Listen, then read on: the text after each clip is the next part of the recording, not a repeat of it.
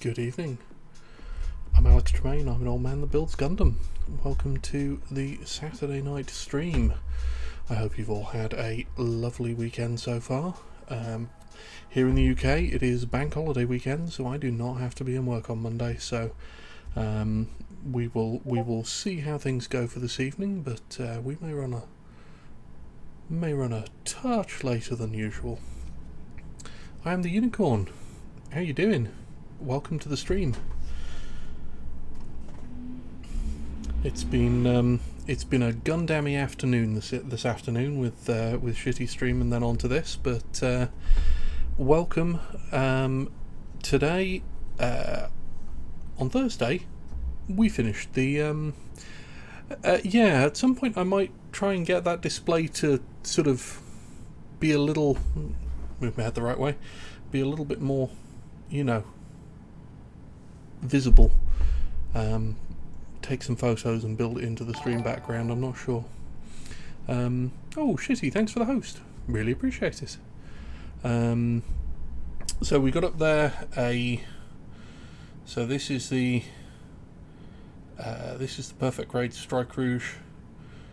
This is the master grade Banshee, not the Banshee Norn, just the Banshee. This is the perfect grade Zeta in Wave Rider mode. And then there's some others back there that you can't quite see. I have my first build, which is the RG Unicorn. This is the full armor Unicorn variant over here, and there's some others knocking around in the background as well. Today Despite what I said on Thursday, which was that I was going to finish off the shield and weapons for the ReZEL between Thursday and now, I resolutely did not do that. I spent last night instead watching wrestling, which was, awesome. But what it does mean is that I haven't finished the ReZEL, so we're going to do that now. So we're going to finish the ReZEL off, and then probably move back to the Master Grade Full Armor Unicorn to finish out the stream.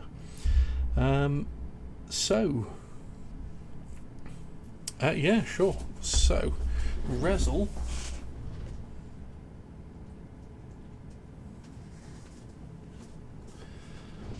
is a bit of a beast. Just trying to get a good angle to hold it at. There we go. Here he is. This is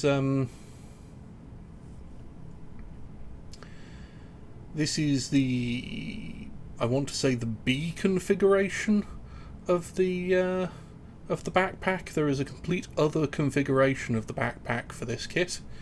It's really, this has been one of the favourite builds I've done so far. It's just a really clean kit, and it's got so much articulation. We've got all of these. Let's just plonk this boy down on the ground, and we can pop open some of these. All of these little white covers are little hinged covered rocket pods, which is fantastic. And this is also a transforming kit, which we will get onto later. We need to finish the shield and the gun before we do, but I am going to run this through the transformation process later, so we'll see how that goes, and see what it looks like when it transforms. But yeah, this has been a really enjoyable build.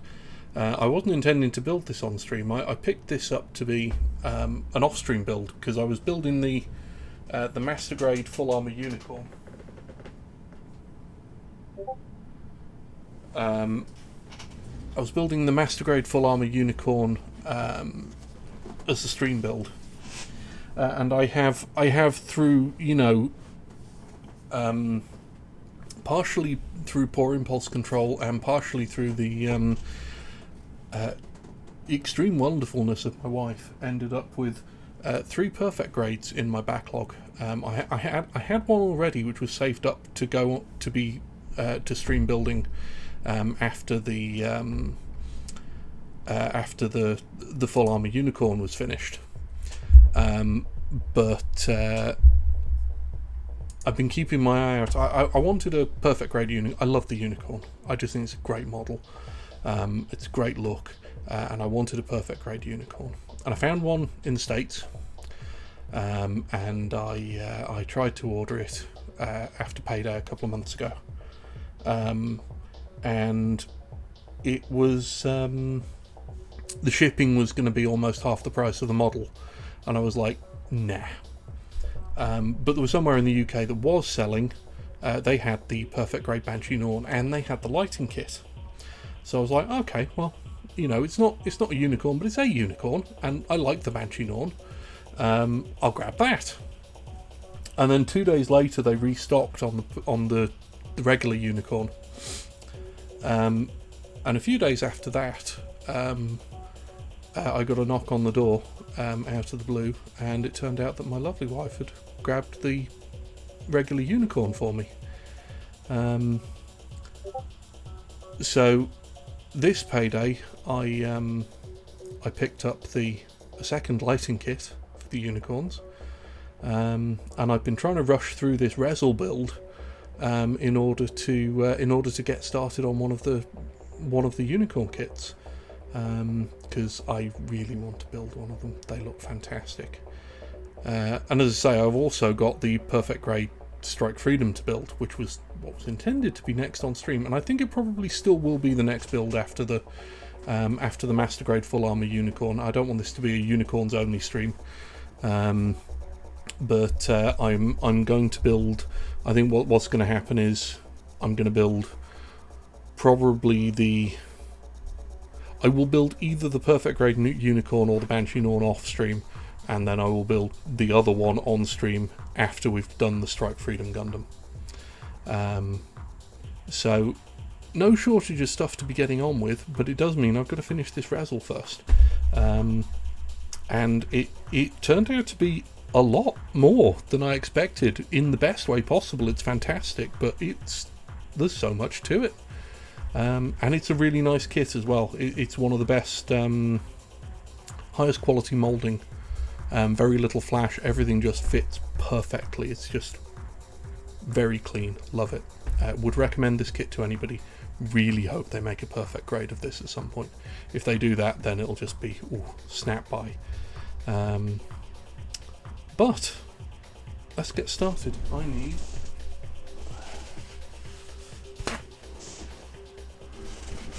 need something for drying off parts after I've been over them with the wet and dry. Right, so I hope you're all doing well. I'm seeing some very familiar names in chat. Life is Peachy, hi. Muero, hi. Shissy, it's been a lovely afternoon with you, and hopefully we'll have a pleasant evening this evening as well. Right, so we are starting with the beam rifle apparently. So that is this H2. Let's get the microphone out of the way so I don't bump into it. So we're looking H2, H4, H3, H5, 2, 3, 4 and 5. Okay.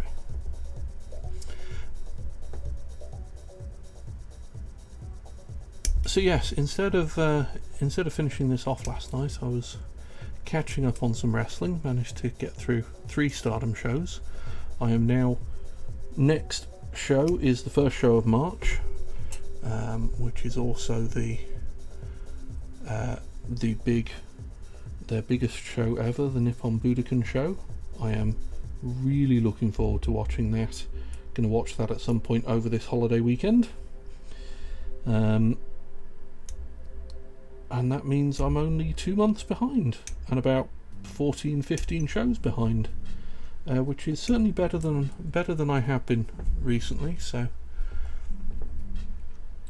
I mean, I'm not going to say that catching up is in sight, but it's getting closer to being in sight than it was. One day, you know, I'll be back to watching show by show, which will be good.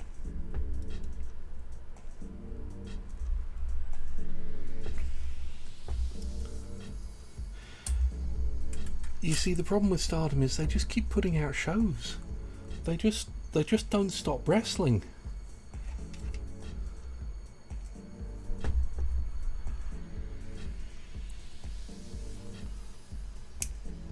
And then I've got to watch the shows.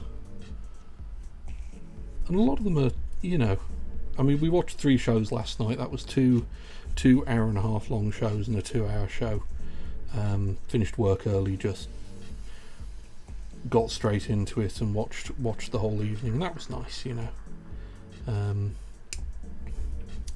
But even so, it's still some quantity of hours of wrestling, and it's not like I can skip through adverts or anything, you know, because there aren't any. The only thing you can skip through is the entrances, and you know, that seems... I'm not skipping entrances. They've got some really good music.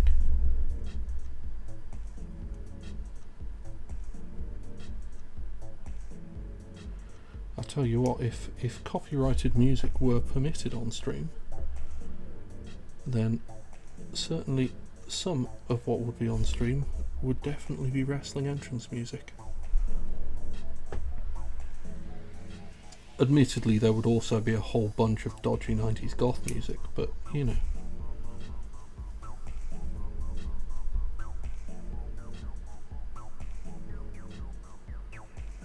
Tastes are eclectic.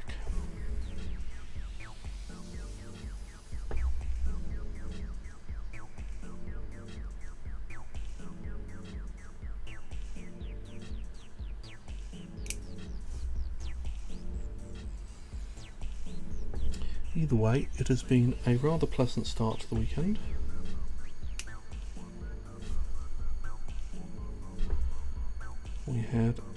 We got some pizza in for last night, which meant we still had some pizza in for today.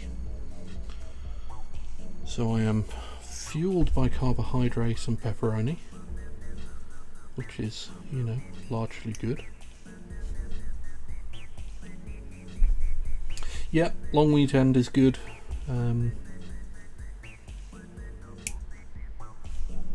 Haven't decided exactly what we're doing on Monday, but I suspect there may be some watching of wrestling going on Monday. Gonna be honest, I am really looking forward to watching the big Nippon Budokan show from the 3rd of March. There is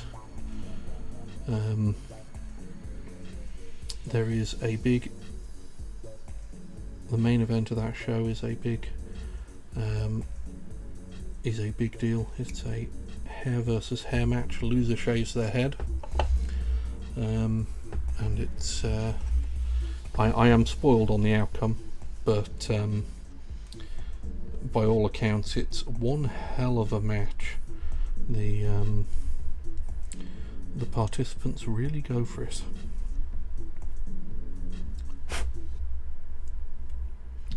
Which is what I look for in some wrestling.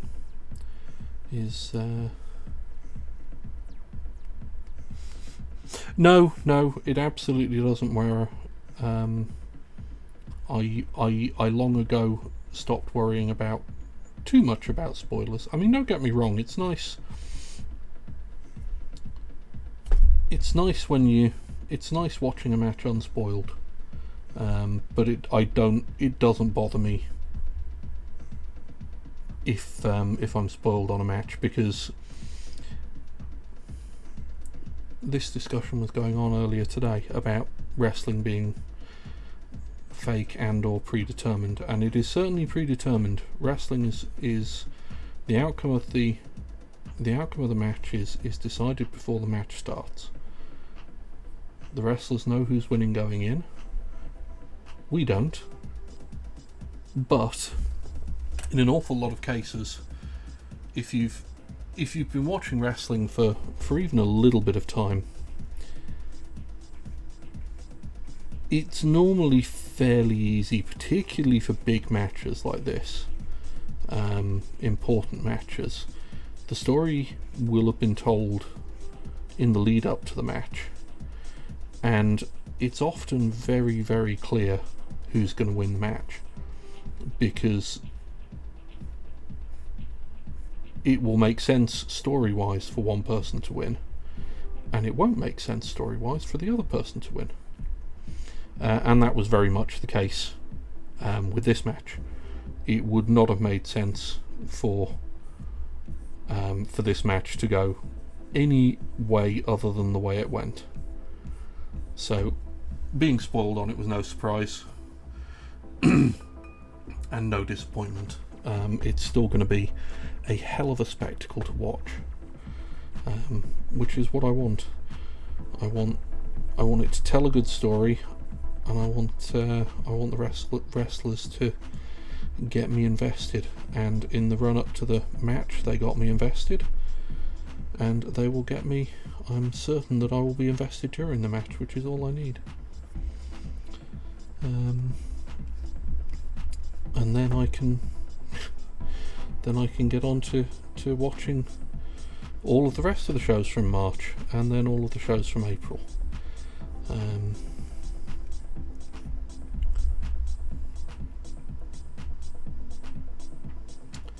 Where was the other? We've done this. There it is. Lost a nub mark there for a second.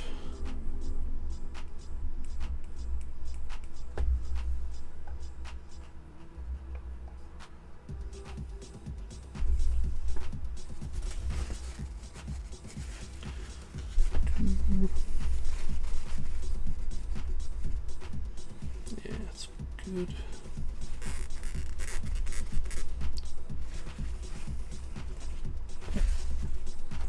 Let's come up all right. Right, what's this?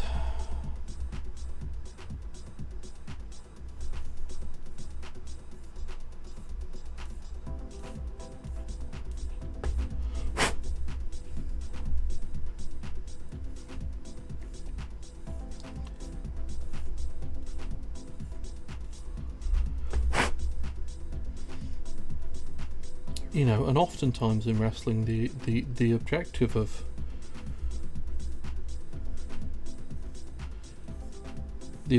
wrestling is to get you invested in the story that's being told. You know, and oftentimes the best way to get you invested is to make you angry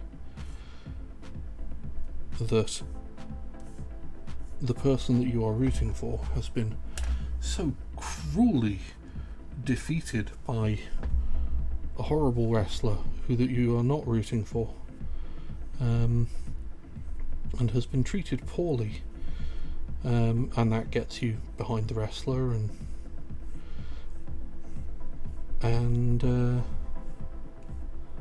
that's how it works. And even when you know you're being manipulated in that way, it doesn't necessarily stop it working, particularly if you're not, you know, particularly if you are willing to suspend your disbelief in the first place because it's fun. For example, there has been, as part of the run-up to this big show that I'm going to watch later this weekend,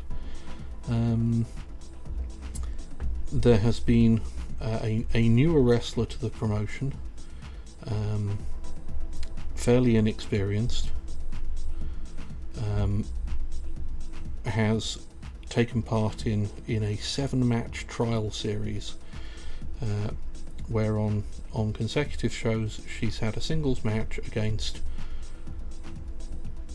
7 different very experienced wrestlers who have for 7 consecutive matches just beaten the shit out of her over and over again, and it's gotten the crowd behind her because they've seen that, you know, the crowd gets to watch the wrestler be mistreated for 7 matches, be treated as inconsequential, as not mattering, and yeah, and come the big show, she's my understanding is that the payoff is she's going to win a match, and that's how it works. And it sounds simple, and it is. When it's done right, it's really simple and it works really well.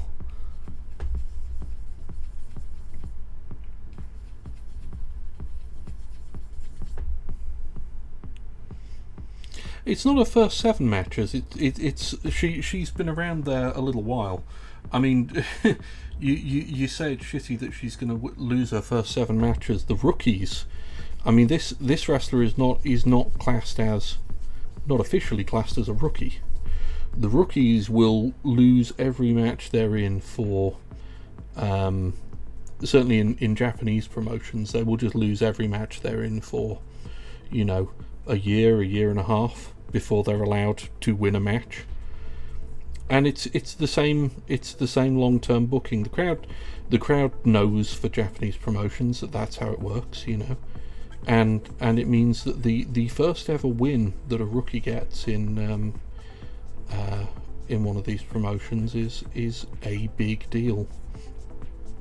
And the wrestler who's had the 7-match trial, She's been participant in some wins. I think she has won some singles matches with lower ranked wrestlers, but you know, the 7-match trial has been with sort of top level wrestlers within the promotions. These are all people who either have championship belts or have had them. You know, none of the wrestlers she's been put up against she had any chance of beating.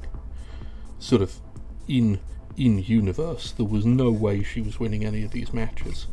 But it serves the dual purpose. It serves the purpose of getting the wrestler experience with wrestling in singles matches with extremely skilled contemporaries, and it gets the crowd behind her as she just loses and loses and loses.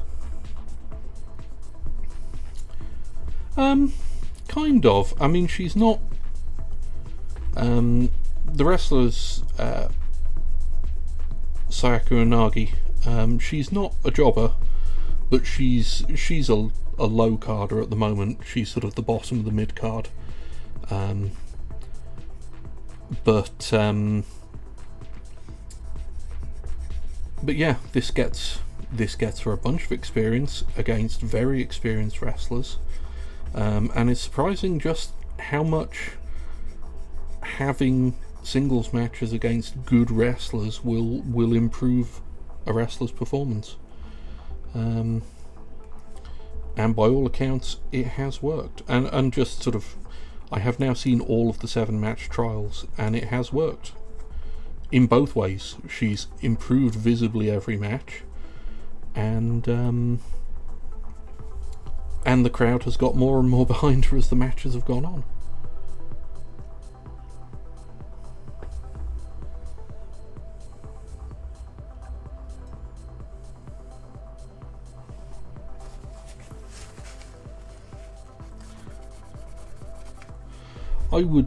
I would generally agree with that, Shitty.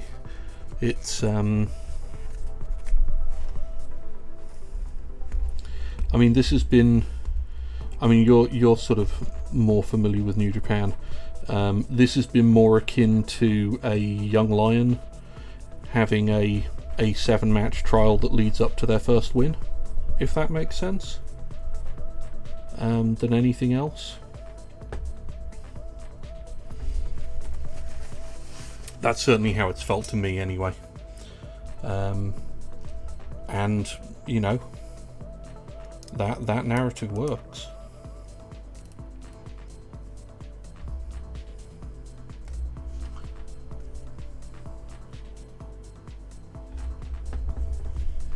Right, so where are the nub marks on this one?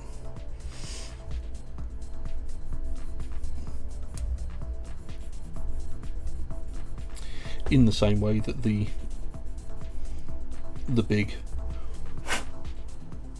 big championship match that the loser shaves their head match that I was talking about, it is also for one of the 2 big championship titles in Stardom.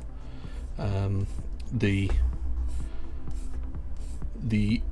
champion going into the match has defeated the challenger, I think 2 or 3 times before. I think this will be their third. I think this will be the 3rd challenge for the title from this person. The wrestlers in question, Julia is the champion going into the match, and she has successfully defended the championship against Tam Nakano twice before. I think at this point 2 or 3 times. I think it's only twice. They've had other matches, but not all of them have been for the championship. And Tam had to beg for this match and say that she would put anything on the line, which is how it became a hair versus hair match. Because that was what Julia decided. You know, sure, you can have another go. I keep beating you for this. This time, if you want to fight me for it, then you're going to have to put something else on the line.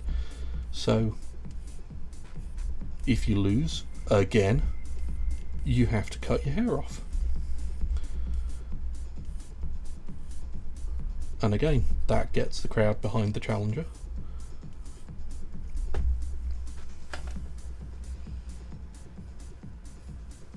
Which, to be fair, they were already, but even more so, you know.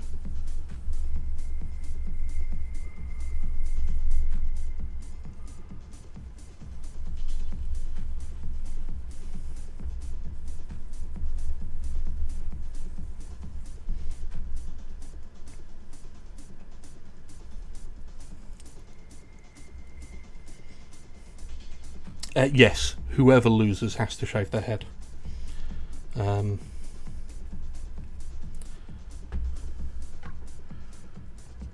And indeed, as expected, the champion going into the match lost. The Tam, the challenger, finally won, finally got the title, finally defeated Julia. And for the crowd, there is the catharsis of Julia having her head shaved in the middle of the ring. They ran out of pay-per-view time to actually have the whole sequence in the ring, but it was then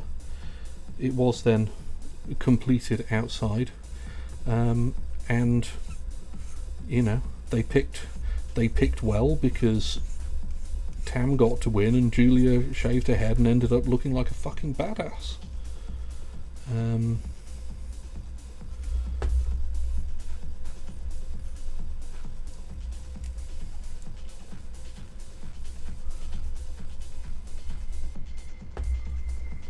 So it all worked out for everybody.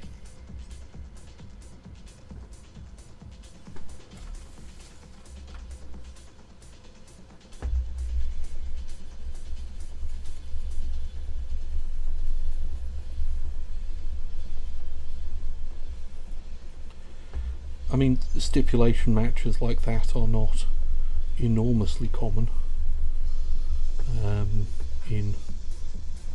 Not in Stardom anyway. I've seen them in a few Japanese promotions. One of the first New Japan big shows I watched. One of the first ones I watched live anyway, not live in person but live on pay-per-view, was Wrestle Kingdom a few years back, where it had a hair versus hair match between the heel bad guy of that match. It was Minoru Suzuki, Murder Grandad himself, most terrifying man in wrestling, and Hiroki Goto, who's the sort of one of the he's not quite in the he's one of the more experienced wrestlers on the roster, but he's never been a sort of he's never had any of the major championships, I don't think.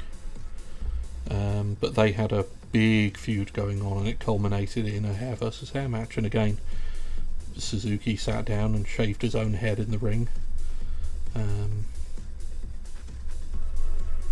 it's just when he lost, and it's a really good visual, but obviously it's not something that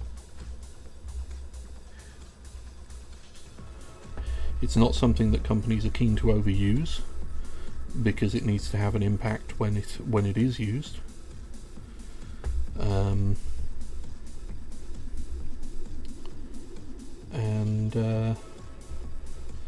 And also because, you know, understandably, wrestlers are not necessarily always keen to shave their head.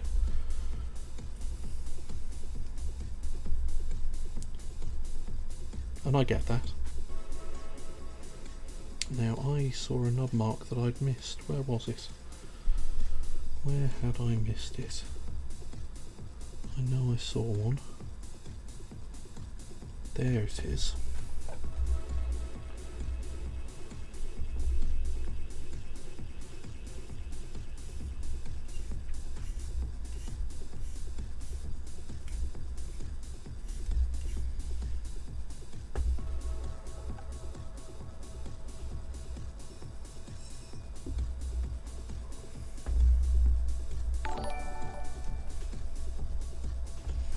Vin's Hobby Spot, thank you for the follow. Welcome to the stream. We're building Gundam and talking wrestling at the moment.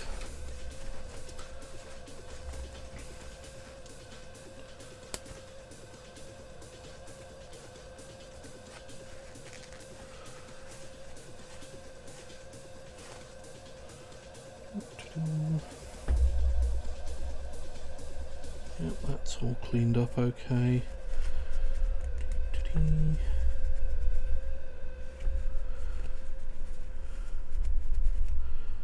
Shitty was talking earlier about how he says, let's clean this up a lot, and now I'm sitting there thinking, I say that too a lot. Never mind. It's just the way it is. When you're building Gundam, things need cleaning up. It's just have to accept it. Right, so fucking stickers apparently. We've got to put some fucking stickers on this before we assemble it. So what do we need? We need number 4. So apparently I have to stick a sticker into this tiny countersunk rectangle on this part here. We will not be attempting that with my fat fingers. We will be attempting that with tweezers.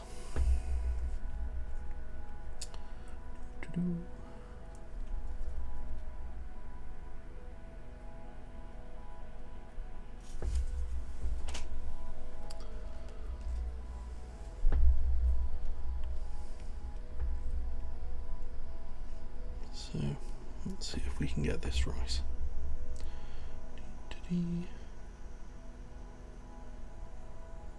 Come on. That's it.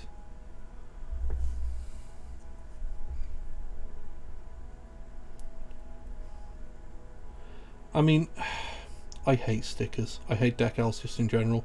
They look so good. They always look so good. And they're so fiddly and miserable. But they look so good when you get them on there.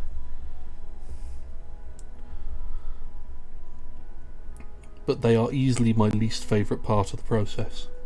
By a long shot.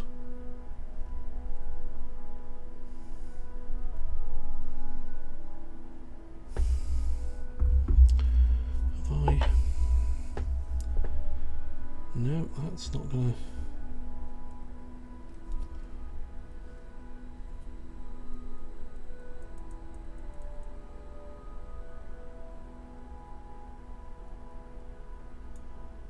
That's going to have to do. I think that's as firmly stuck on as it's getting. So this then, so this sits this way with that on there. This is this way up. We've put the sticker in here.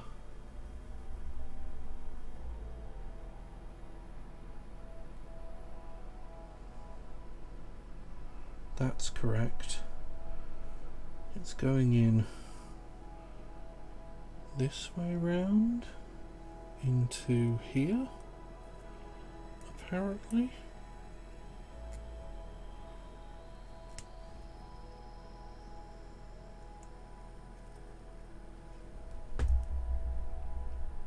Ah, no. Into... Yes, like that. That's how it fits. like so. And then we need F23. Where is sprue F? Sprue F is the white sprue. F23 is this part here.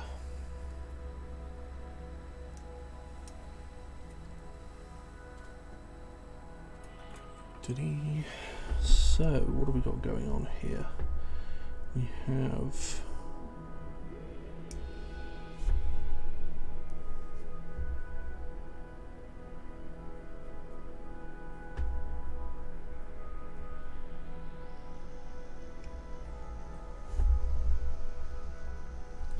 those, and this is the last one. There it is.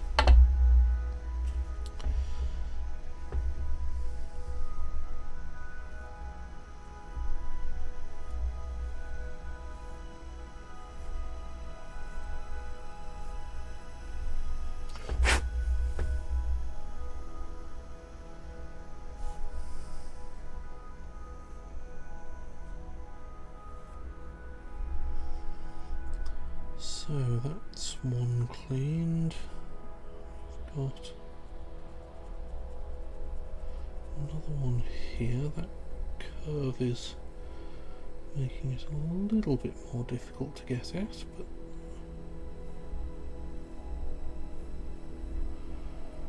and then there's another one on this side. These are such tiny gates on this one, it's very difficult to see the nub marks against the white background.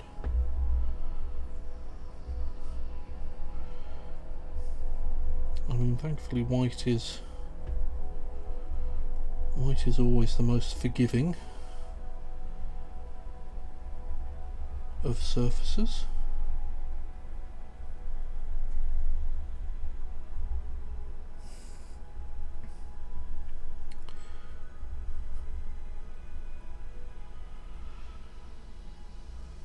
I'm still, as far as decals go, I think one of the kits I've got has got water slides, and water slides look so good when they're done, but they're so much faff to actually get fitted.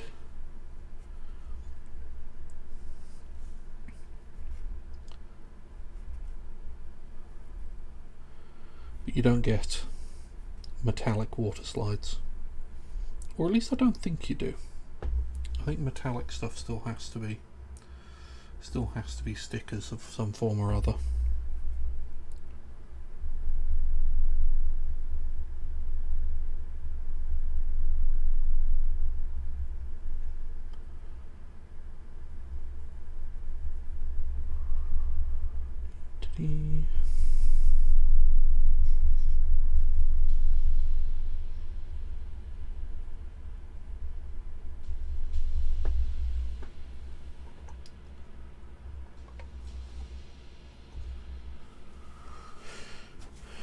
As I say, stickers always look fantastic, but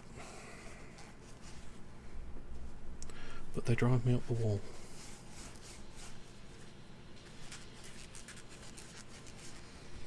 So, how's this come up?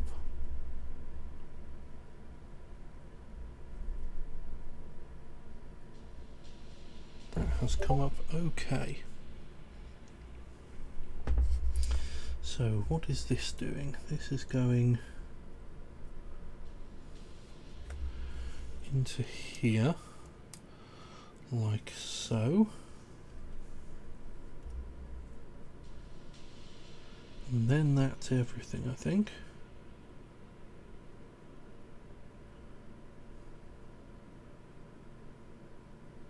Oh, no. No, we've missed a thing. We have missed a thing. I need, and Moero, this will show you why I put up with the metallic stickers on this one. Is because one of the neat things they've done with this kit is they've been using the they've been using the silver behind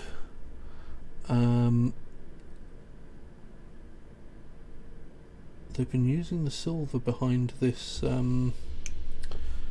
this clear yellow to get a really nice reflective gold effect.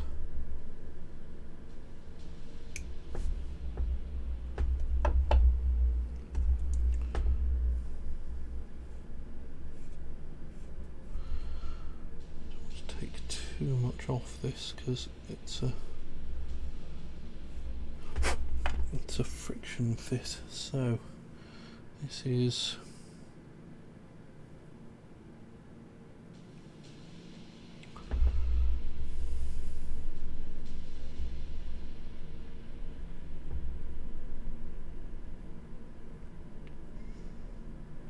that way around.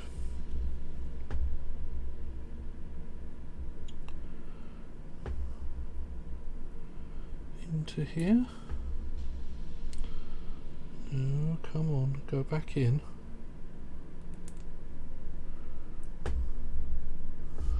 There we go. Let's just give that a little bit of a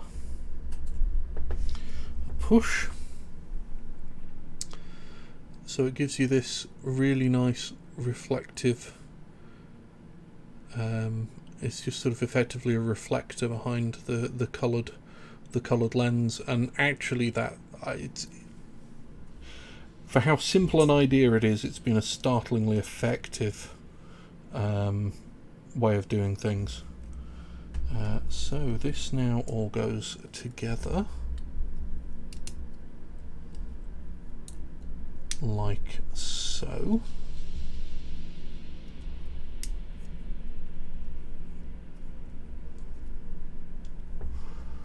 We've got that nice reflective yellow at the end there. Right, what is the next section? We are looking at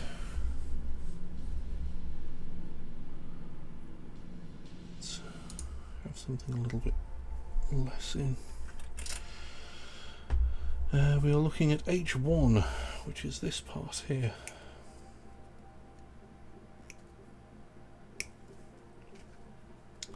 Come on, separate off. There we go.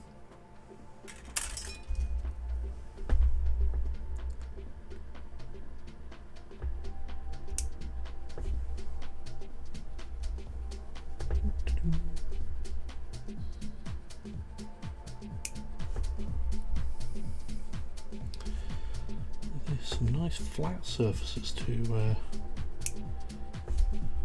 clean up.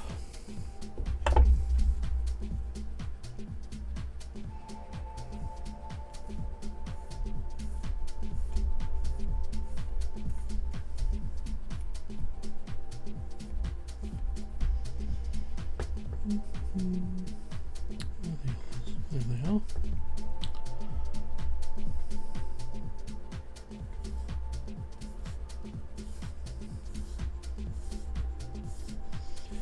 I mean, just in general, as I said at the beginning of the stream, this kit has just been a joy to build.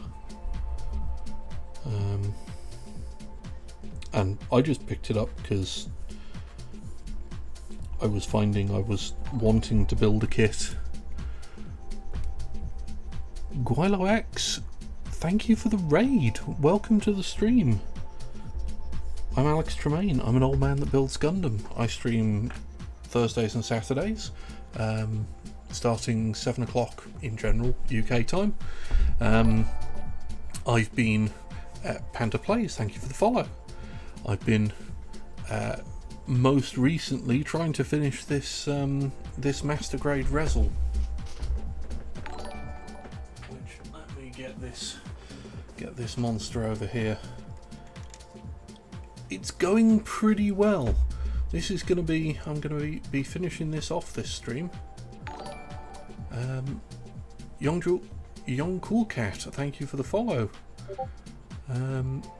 Yeah, it's been going pretty well. Just finishing off the shield and the gun for this. and then I'm going to try following the instructions for transforming this beast and see what it looks like when it gets transformed. So I'm looking forward to that. It does look amazing. I cannot argue with you there, Zemo7. It looks fantastic. Yeah, we're nearly there. And then if there's still time after we've finished the build and got the transformation through, I will be moving back to. I've got a master grade full armor unicorn Verkar that I'm partway through a build of, and I will head back to that. Guilo, what is it that you stream? What have you been up to this afternoon?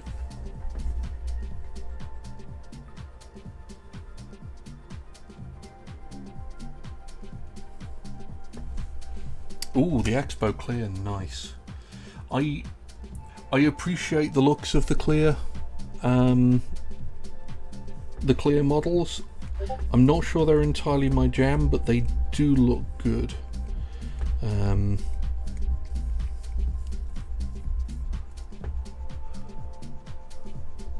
Ooh, nice. How are they going? Were you pleased with the results? That's the important thing. Canadian Gundam warehouse, cool.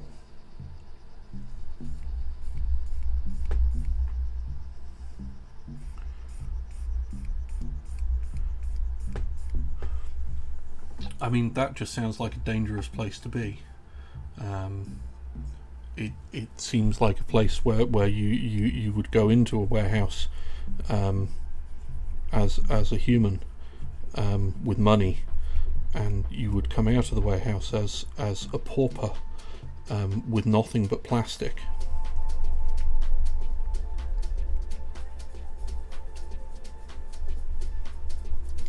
What's the big project?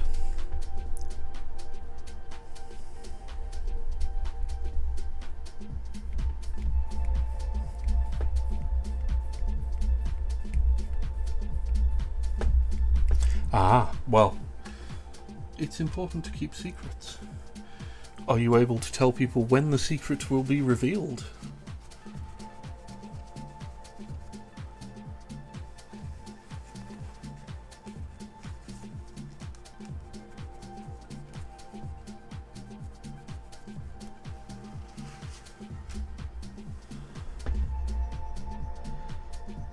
There we go, that's come up nice and clean. So, I see. That way round.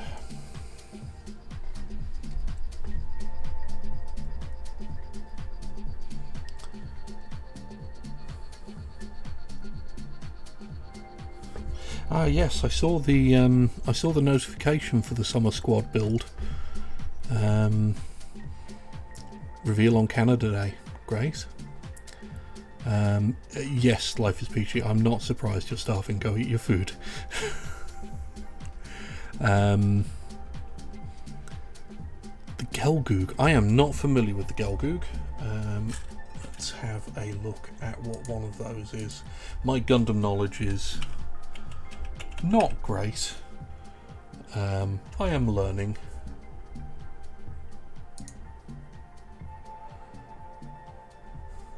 Oh, he is a meaty boy. Yes, I like the look of that. 1 to 60. Woof. That's gonna be that must be a big beast, 1 to 60 Gelgoog.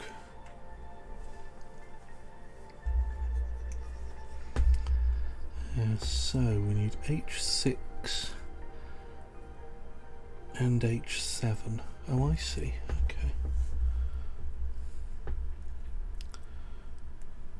I'm the Unicorn. Thanks for the company. Enjoy the rest of your evening. I shall see you in the future.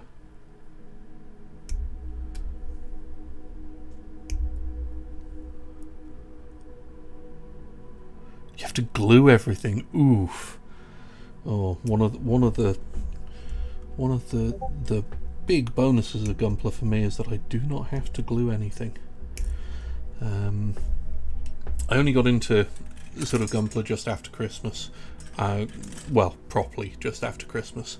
I've mentioned in the past that I do have earlier history with Gunpla, in that I did back when I was a young weeb, in the late 90s, and Evangelion was still a thing that was coming out, and I was going to anime conventions in the UK, just to acquire VHS tapes of Evangelion because I was thoroughly hooked at the time. I came across somebody selling the HG EVA kits, and I got Unit 0, 1 and 2, and built those when I was, as I say, a very young weeb. I do not have them anymore, sadly. I had to. They were one more thing that I couldn't justify keeping in a house move. I don't regret getting rid of them, but they were cool. But after that, I didn't build a kit until just after Christmas, when I got this real grade full armor unicorn, and I started building this, and I have been hooked ever since. So I built that, and off the back of that I got this is the PG Zeta in Wave Rider mode, which was the second build I did. That is a weird old build and a very interesting one, full of springs and tiny screws. Then I moved on to the PG Strike Rouge, which is here, and then I started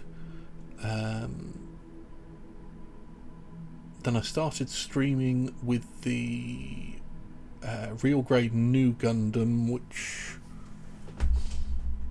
is off screen at the moment. Hang on a minute, let me see if I can grab that down.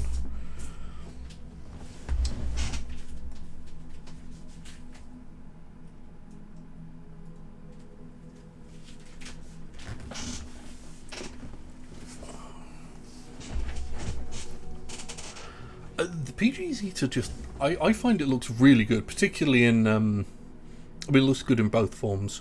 It looks great in mobile suit form, I think. But it is a weird old thing.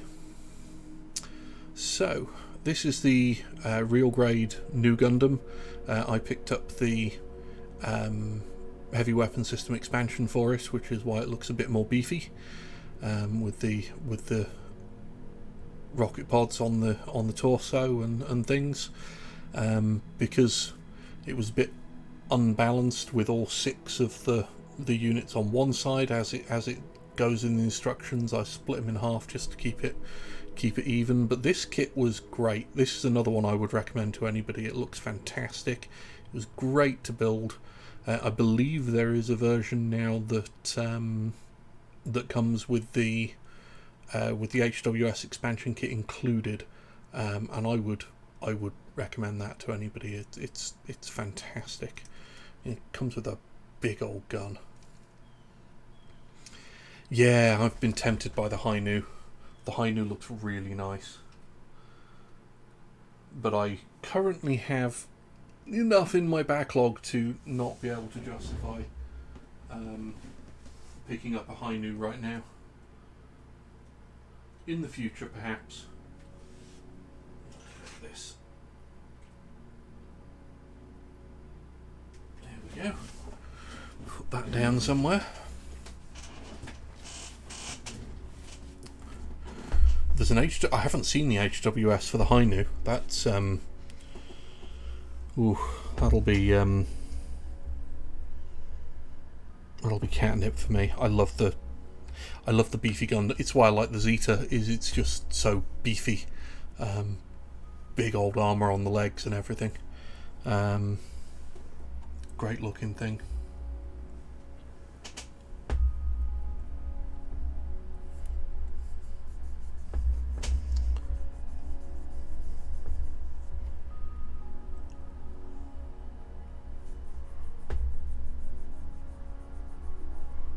I like the colour scheme on the Hainu as well. I like those, I guess, lavender accents.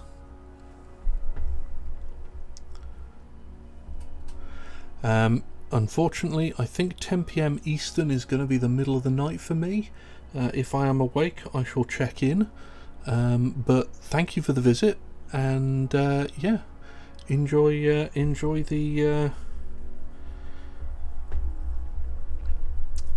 watching G-Racco. And best of luck with getting your secret project in time. I hope it comes in when you want it, and that you have it for Canada Day. Have a good evening.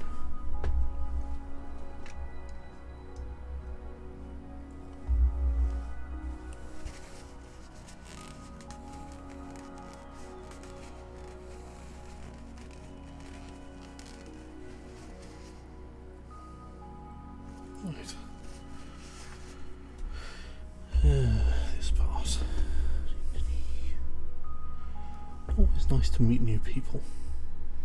I think that's one of the best bits about streaming, is I have met a lot of other streamers and builders who do this, and every single one of them has been a fantastic human, which is always reassuring, you know.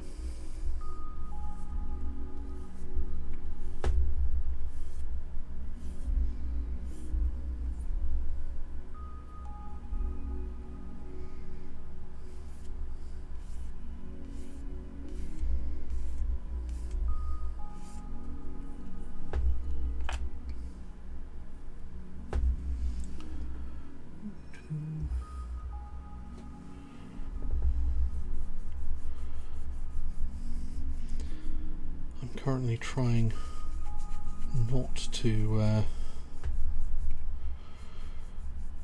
to investigate too hard what kits I haven't got that are currently available in the UK, because my backlog is big enough as it is. If for no other reason than the boxes are taking up space. So I did make the mistake of going onto my usual suppliers page earlier today and spotted a couple of things that took my fancy. There was a master grade, god, what's it called?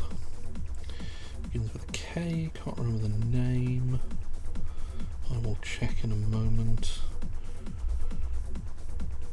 which will be making the mistake that I said I was trying to avoid, but you know, sometimes it's just what happens.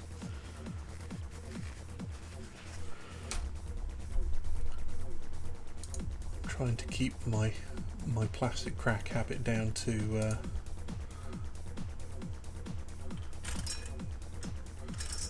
just master grades and real grades at the moment, or you know, not at all for a little while.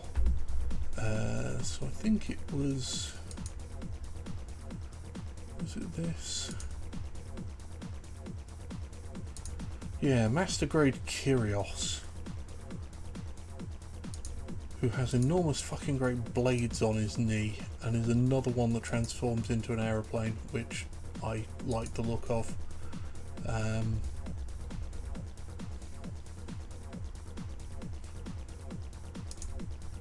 But yeah, I really need to not be increasing my backlog right now.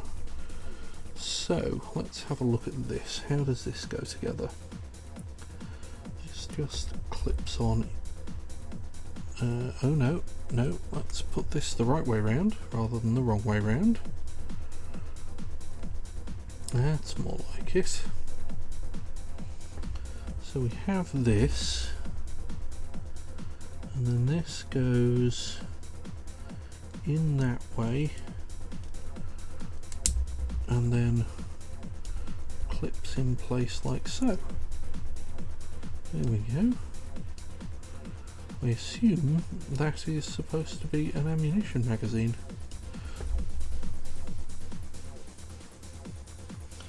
Right, that is a completed beam rifle. Hurrah! Now we need to make a shield to go with it. So we are starting with E1. E1, the last thing on sprue E.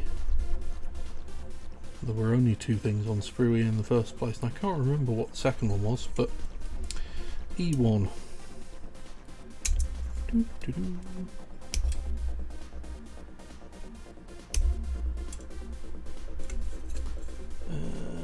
It's coming from this side. And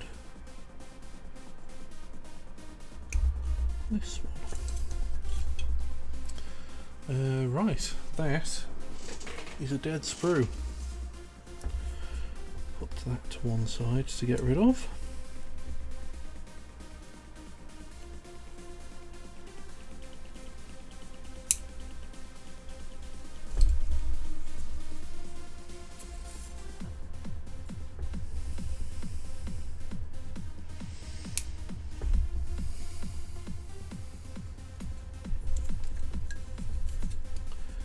What have we got going on here?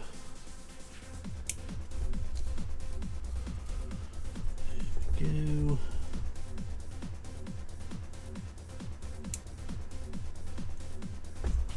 That's that one. And one more. All the nubs on this one.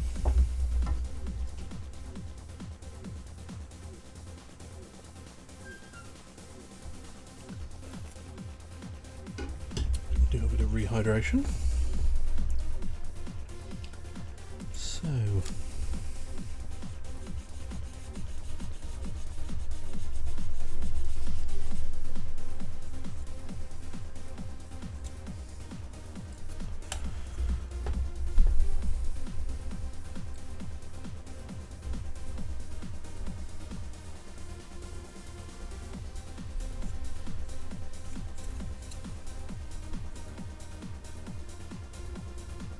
I'll tell you what, at the beginning of this week has felt like a really long week.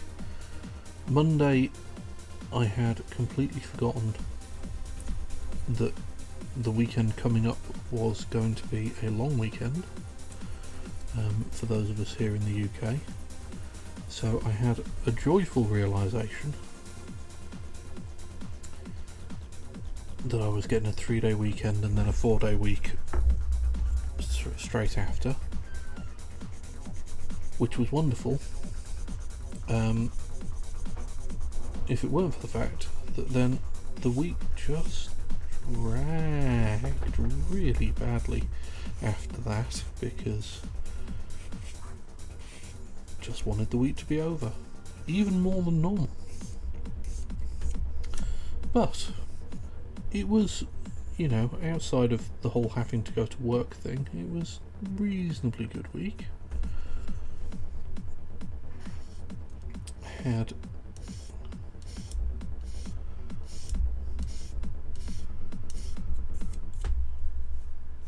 I run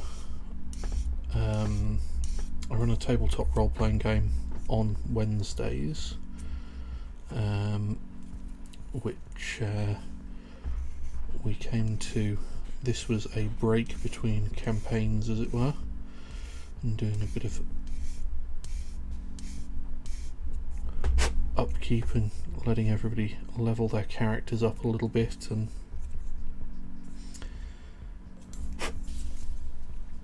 make use of the things that they've picked up in the meantime, which is good. It's using the hero system, which is previously known as the champions system, which is designed for superhero games. And that was a good evening, nice to catch up with people.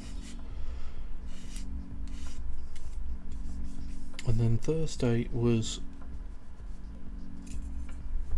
streaming this build, and we finished the main Gundam itself with just the weapons and shield to go, and then Friday evening was wrestling and more wrestling. So it's been an alright week, if it weren't for all the sort of going to work part in the middle that had to occur. And today I have failed my willpower save on the Steam sale and picked up. I have, for the third time in my life, paid money for Persona 4, because I have the PS2 version and I have it on the Vita, and now I have it on the PC, so I can play it, again. And I also picked up AI the Somnium Files, which is a sort of investigative detective-y horror game, which looks very cool. I gave that a little bit of a start this afternoon to see how that looked, and it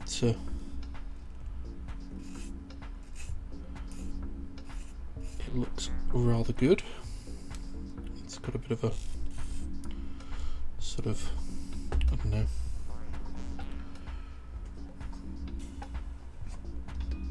I believe it's the same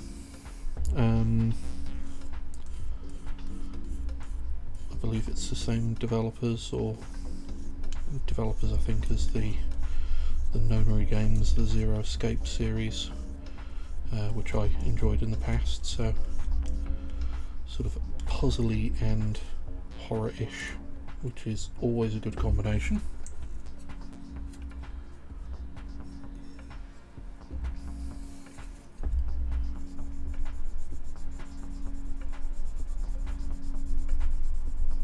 And tomorrow I'm going to have a reasonably quiet day as well. We've got some garden furniture to build, sort of storage boxes for MOAR and things, so that we can get rid of a rotten old shed that it's all being kept in at the moment. And then I might also spend some time in the garage working on the kit car.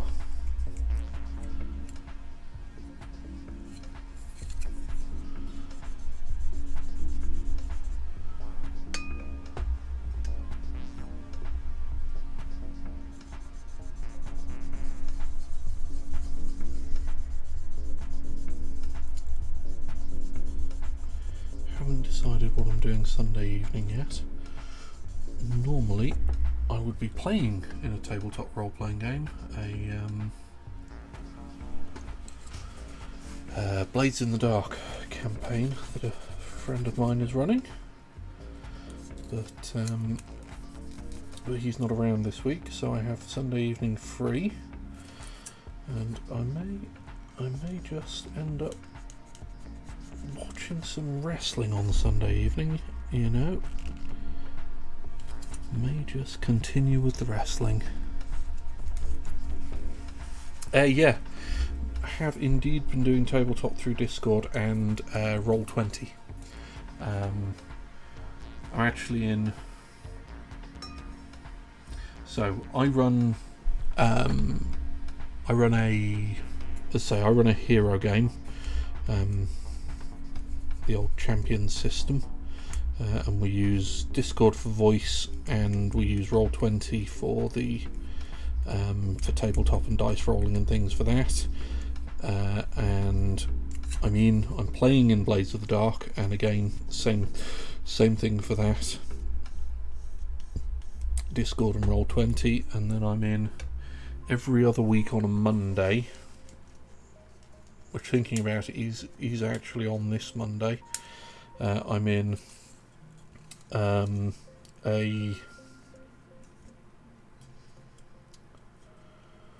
I'm in a Rogue Trader game, which is one of the Warhammer 40k tabletop RPG settings.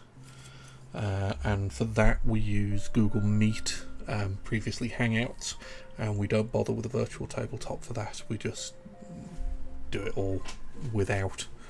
And it's worked pretty well, to be honest.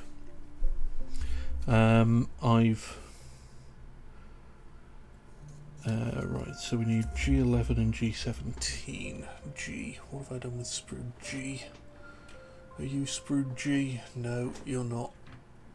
You're Sprue G. So G11 and G17. Yeah, it's been a bit weird. The every other Monday game prior to lockdown. G17 and G18, I see, right. Prior to lockdown, that game is with a bunch of friends from uni who live in London these days, or in and around London, but fairly disparate parts of London. And I'm in the Midlands, so it's basically for each of us, except for the person who's hosting, it was sort of hour and a half to 2 hours travel to get to the game. So we would have it sort of like that game would happen every 2-3 months, and since lockdown we've been having it every 2 weeks online, and I've seen more of these people since lockdown began than I had in the previous few years, and it's been great. It'll still be nice to actually, be physically in the same place and have a game in person, but it has nevertheless been really good to have more consistent contact with people. But it's worked pretty well, and I would say Roll20 is an extremely useful tool. There are other virtual tabletop services out there. I've not used any of them. I've heard good things about some of them, but I don't have any direct experience. Everybody I know has sort of, broadly speaking, settled on using Roll20 for it as the solution, and it does the job pretty well, to be honest.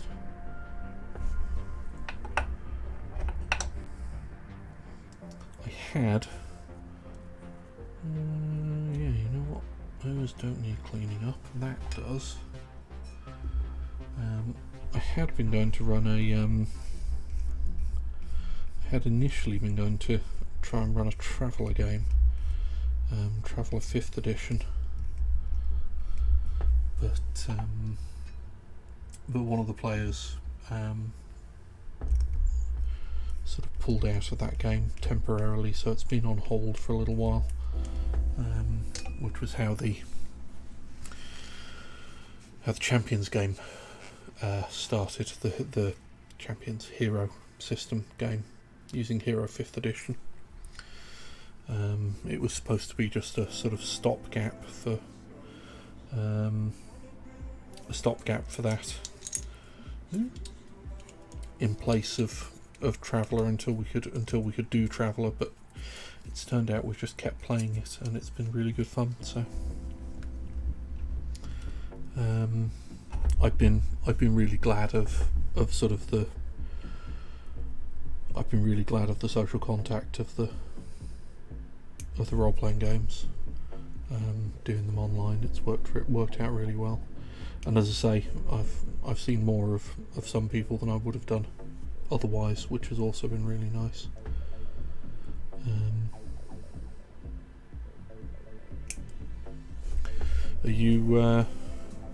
Are you running or playing in any games yourself? Or considering doing so?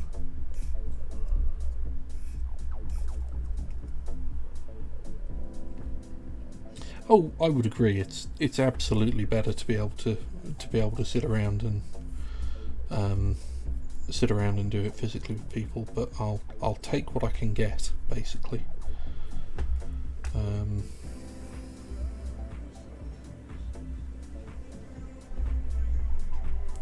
That's fair. A group of people who are on the same page as to what they want out of the experience is important. I've been involved in games where that hasn't been the case, and they don't tend to sort of last long. The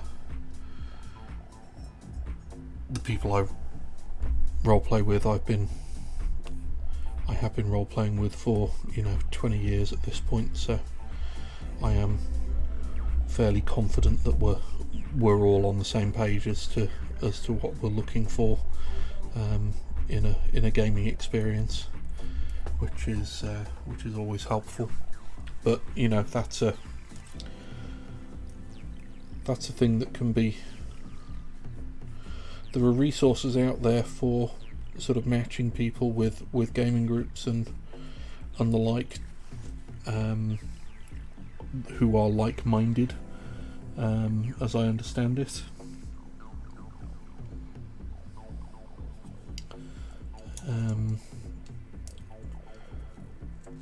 There's I want to say RPG.net has resources for doing sort of play-by-email stuff. I know people have had some success with. I know some friends who've had success with that. So, in actual fact, it's only one of these that needs cleaning up. Okay. But I've not looked into the sort of that side of it, because I'm fortunate enough to have a well evolved existing group to game with.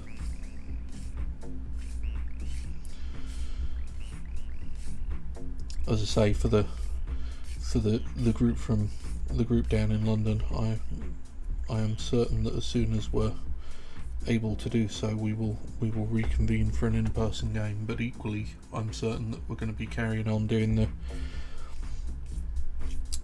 we're probably going to carry on doing the sort of bi-weekly online sessions as well, just so we get to see each other more often than we were before lockdown, and that after lockdown we'll sort of probably go back to having the once every 2 or 3 months get together, but we'll do the bi-weekly games in addition to that,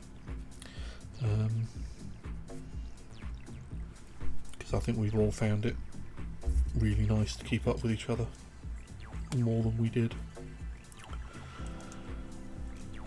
Right, so that's those on, and we need G10.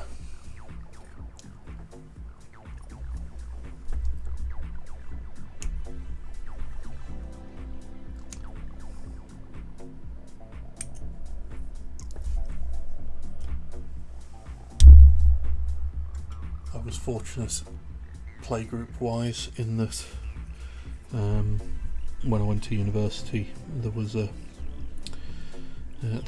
science fiction and fantasy society, and they did there were a few really good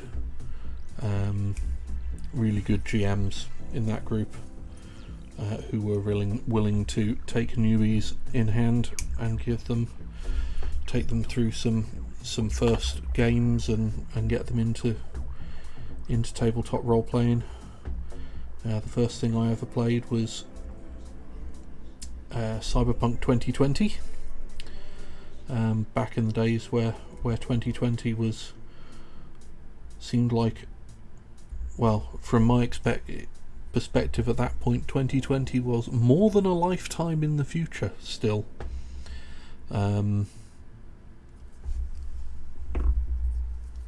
So this is going in here. Yeah, none of that's going to be visible, so those don't need cleaning up. G14.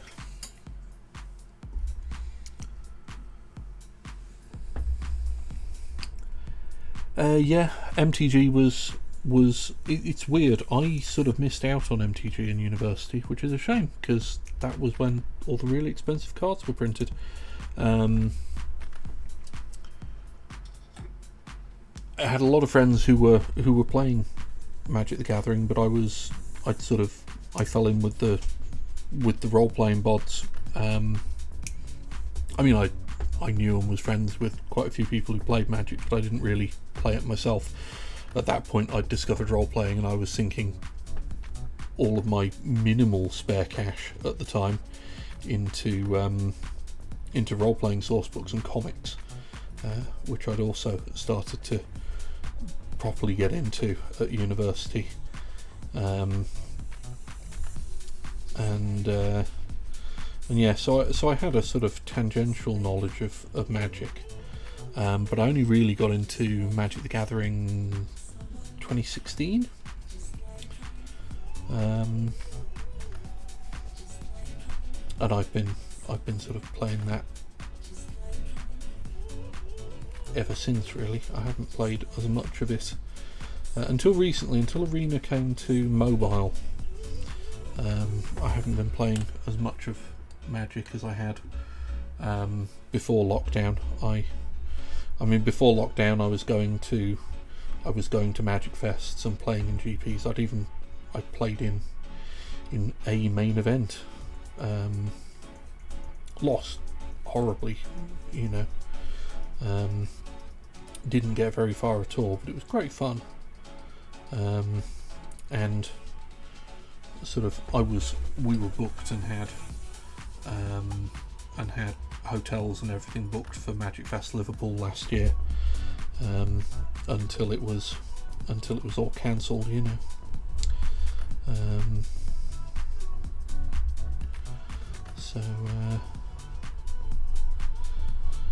Yeah, I was in university. I was playing, as I say, started off with Cyberpunk 2020, and shortly after got my first introduction to D&D. At that point, it was still D&D, AD&D second ed. Third ed hadn't quite come out. It came out while I was at university. But my first introduction to D&D itself was a second ed game of in the Birthright setting, which was a hell of a thing. Wait, Sprue J is over here. I had Sprue J earlier, and I need J8.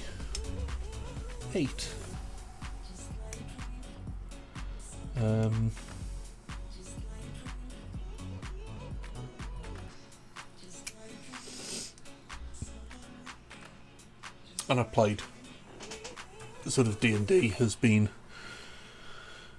obviously it's such a big name in role playing. It's been a fairly consistent.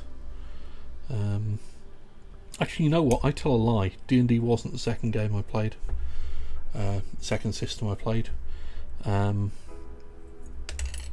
Vampire was White Wolf's Vampire the Masquerade. Second edition of that one would have been the second game I played, and D&D was the third. And as I say, I think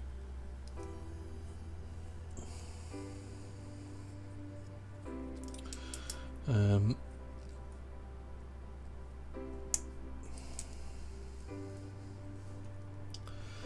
that goes that way and then goes in here.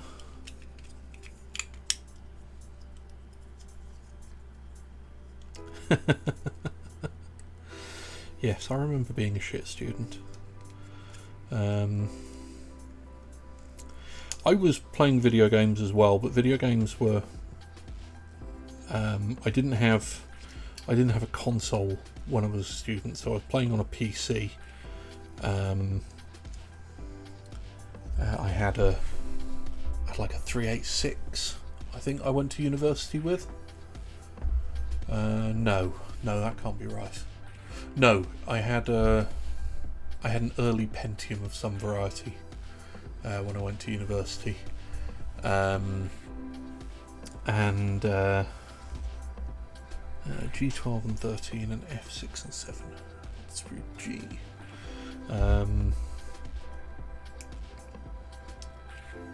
So I was playing. I had the PC version of Final Fantasy VII, which was a revelation to me at the time. I remember playing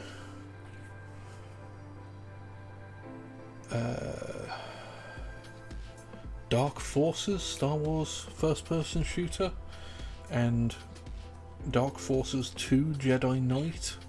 Those are things I played when I was at university. And then I was in a house with some friends who had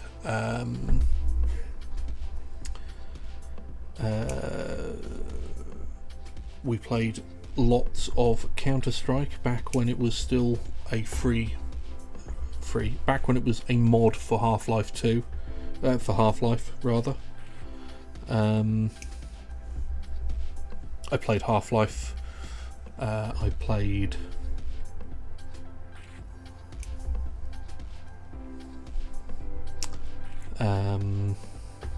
God, what was the...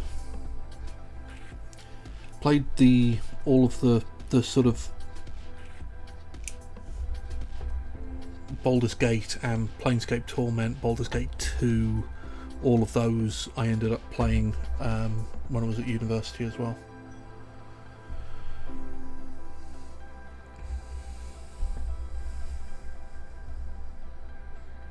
Yeah, 1.5 and 1.6 was sort of where we started on Counter-Strike. I am so bad at first-person shooters.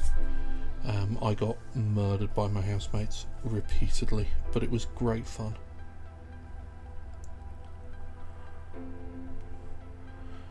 Yeah, we were. This was the back in the day when we were running it off. We all had coaxial Ethernet running through the house. It wasn't even. This was back in the days before Cat 6, Cat 5 was really a thing.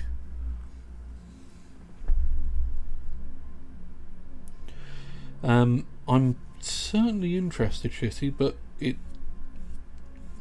my evenings are super full as they are at the moment, so I am loath to say no to anybody offering to run a role-playing game for me, but there are only so many days and evenings in the week. I do want to spend at least some of them with my wife. But yeah, talk to me as and when it becomes relevant. What do you what's your preference for running, Shitty? What systems are your jam?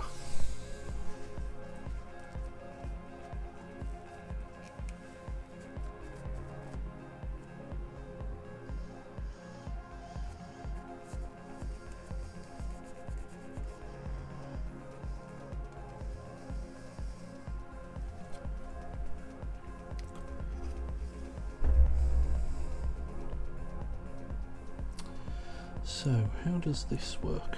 So if we're this way around, this goes on here like so. Aha.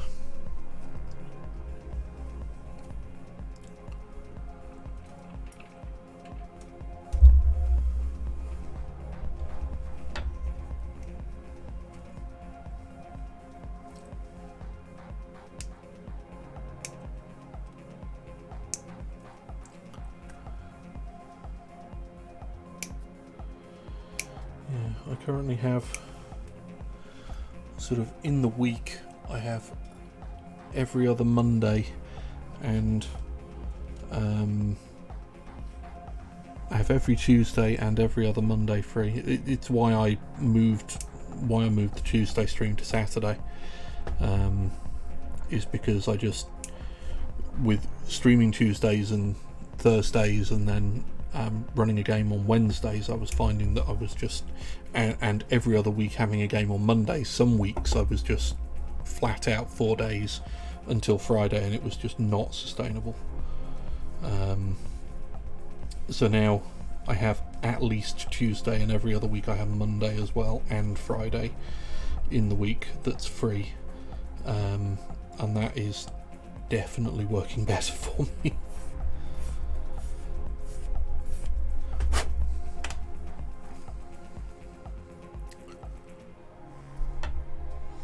Hey, Cyberpunk 2020, you're talking my language. I have Cyberpunk Red. I've not actually read all the way through it yet, but I do have a copy of Cyberpunk Red.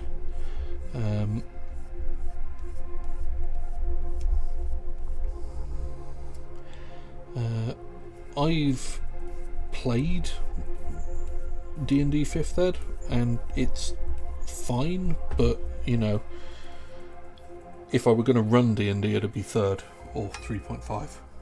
3rd probably, because 3rd is the rule books I have. I never got round to getting the rules for 3.5, but I think if I don't mind 5th edition, but I prefer 3rd. 4th was not great apparently. I never even looked at 4th. It disappeared so quickly. We sort of 4th went away and became 5th so very fast. I never got the chance to actually play it.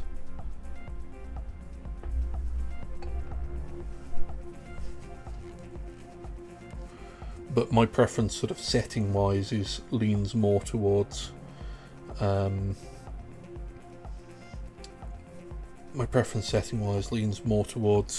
not fantasy, just in general anyway. I like the cyberpunk settings. I like, as I say, I really enjoyed playing Vampire the Masquerade when I was in university. Played Mage the Ascension. I'm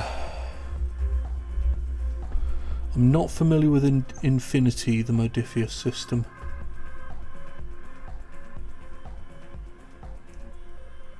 I never played Cult. I heard good things about Cult. One of the longest running games I was in was a friend of mine who is in my Champions game. Ran Amber for us for years. Amber is great. Love Amber as a system. It really needs the right playgroup for Amber. But yeah, finding copies of Amber is like hen's teeth these days.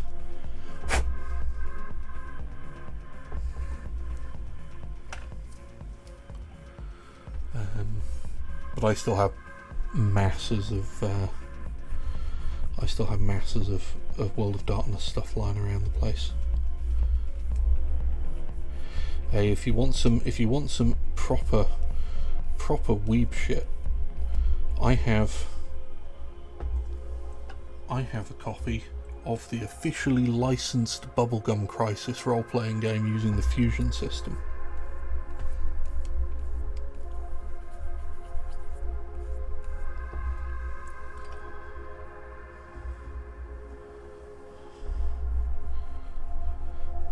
They must have spent so much printing that book, so many glossy full-colour pages. I've never run it, but I don't regret having it. There's so much lore and stuff in there.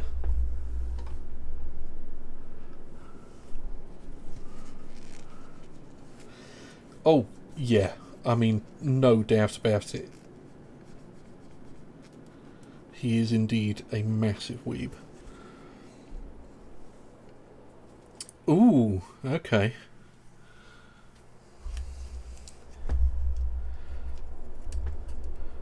I mean, I've got the Dominion Tank Police manga, but I didn't realise there was a Dominion Tank Police RPG source book. That's kind of cool. Right. So, on to the next page. We are nearly there, folks. Ah, I see. So, spare ammo packs go in the shield. That's neat.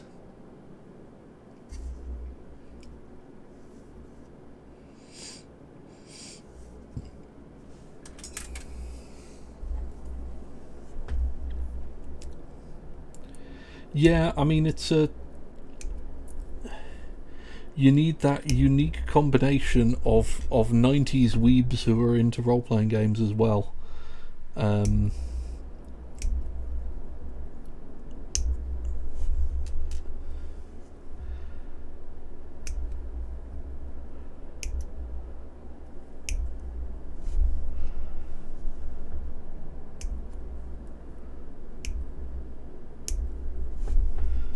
I was so pleased when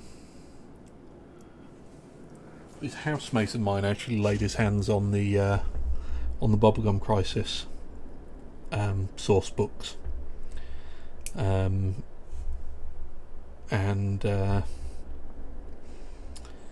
when we were housemates for a couple of consecutive houses, and when he moved out to go and live with his girlfriend, now wife, and he was downsizing. He was like, I cannot take all of these role-playing books. He was worse than me for it. He had so many role-playing source books, and he was just like, just take the ones you want.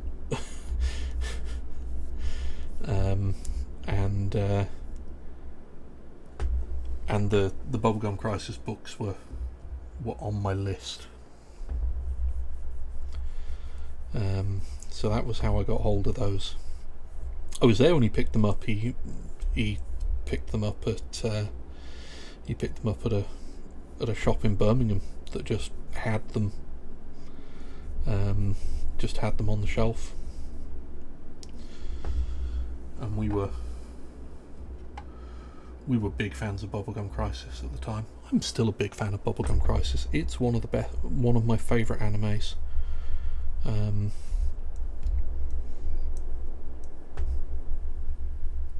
Banging soundtrack.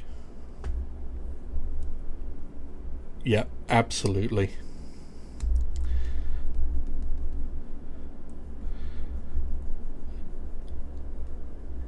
We had a friend of mine had the whole thing on VHS, and he also had the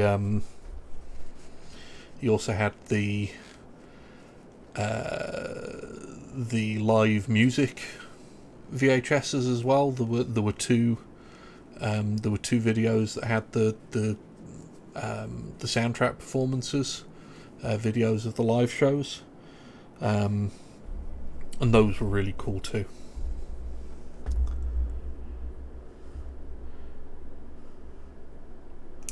Yeah, I bet it is.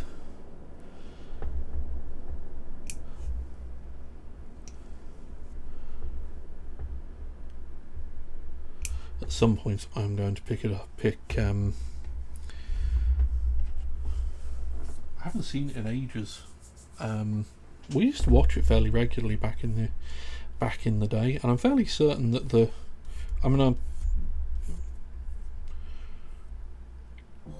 chap who had the VHSs, I'm pretty certain still has them.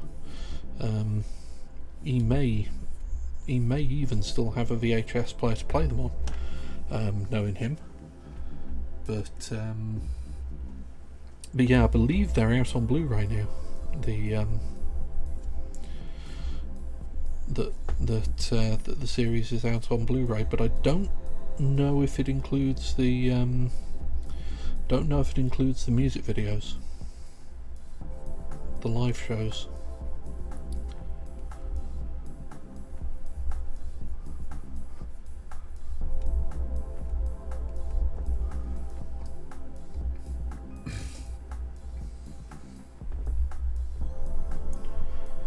But yes, Konniwa Hurricane, Mad Machine was the other one that always stuck in my mind. It was the anime that had everything.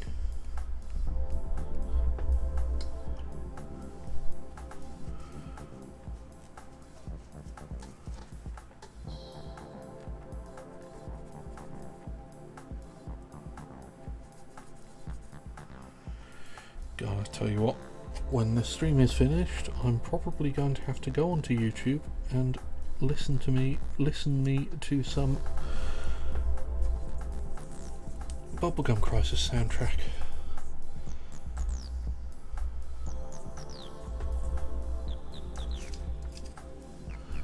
So,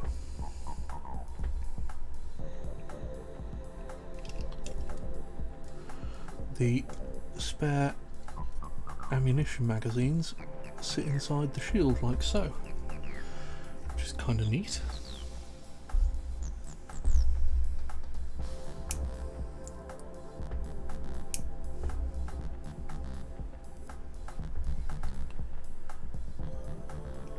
I had a weird introduction to anime.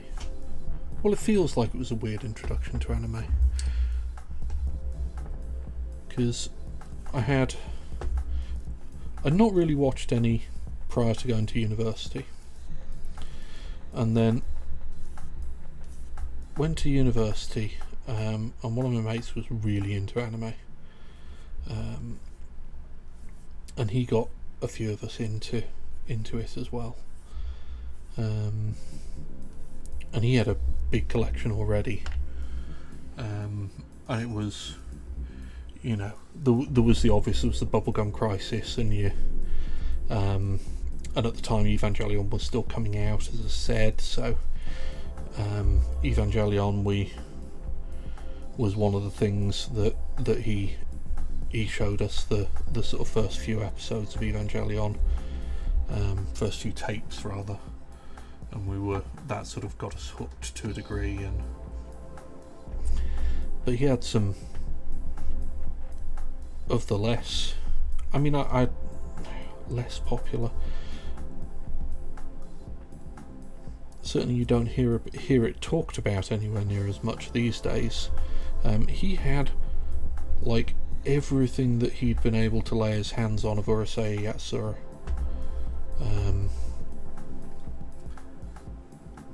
which is a fucking weird anime.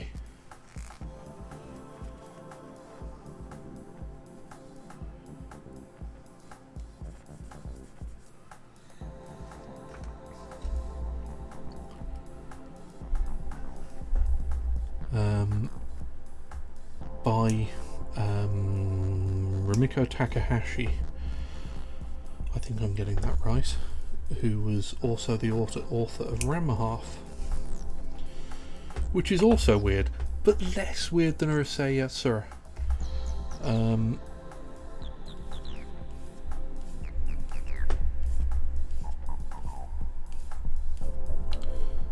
So we kind of got this weird grounding in the sort of batshit comedy anime, along with the weirdest hardcore mecha show of Neon Genesis Evangelion, which was, you know, at the time breaking new ground, and obviously all the big names as well. You know, we were watching the Ghost in the Shell original movie, and Akira, and Tenchimoyo was coming out on, the Tenchimoyo OVAs were coming out on VHS at the time. So watched that too. But also this weird shit that my friend was laying his hands on, because he just bought anything. If it was anime, he bought it and watched it, and he kept it whether he liked it or not, because it was interesting to him, and that's totally fair. But it did mean we got to watch some weird things. Yeah, I mean, Dragon Ball Z is it's interesting. I never really saw any Dragon Ball until much later, because unlike it's interesting, sort of Dragon Ball and Sailor Moon, they were just not on my radar particularly. Sailor Moon was a little bit. Somebody did have one of the Sailor Moon tapes, but Dragon Ball was just sort of, it wasn't on TV in the UK the way it was in the US, and the same with Sailor Moon, which was on TV in the US. I saw sort of my exposure to Dragon Ball and Sailor Moon was very much sort of in online spaces, where they were talked about a lot because they were really popular, but just didn't really see them this side of things, Right, we have a shield. Just make sure I haven't missed anything. It feels like there should be... No, there's nothing that goes on the front of this shield. It just sits there like so.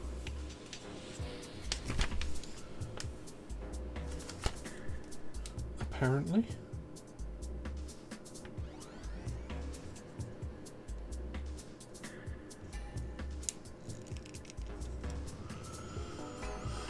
Right.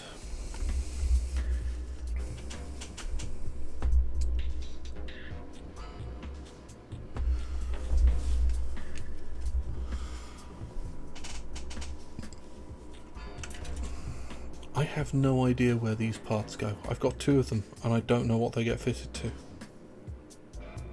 I'm very confused. Anyway. D3. That's these. Doo-doo.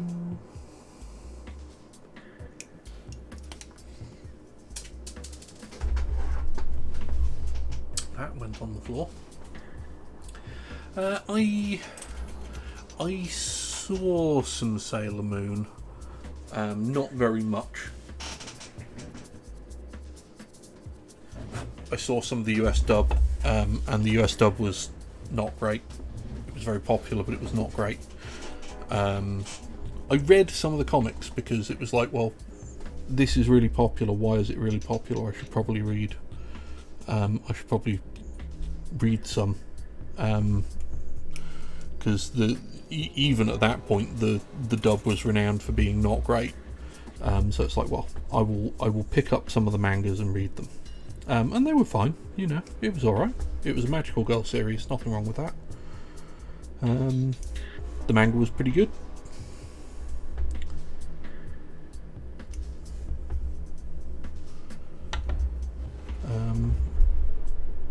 If that's your jam, I can certainly understand why it became popular.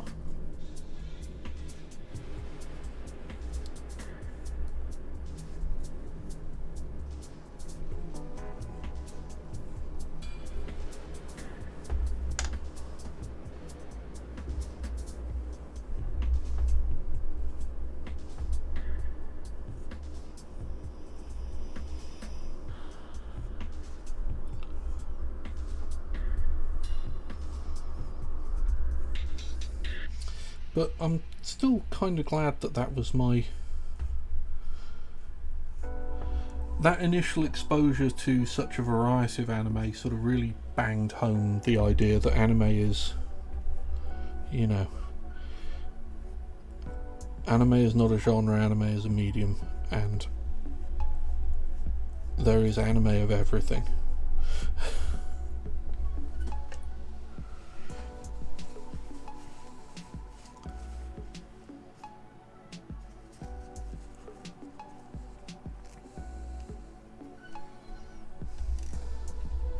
And it's good that there's anime of everything.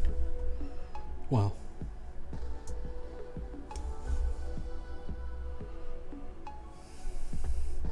no, it's probably good that there's anime of everything. I guess even Legend of the Overfiend has its place. Kind of.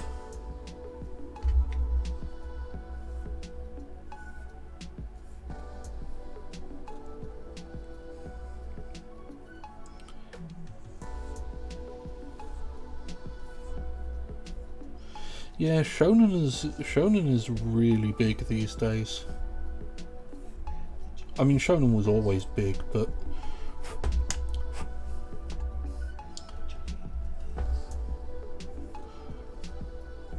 Slayers. There we go. That's another thing that I watched a lot of when I was in university. Slayers was excellent.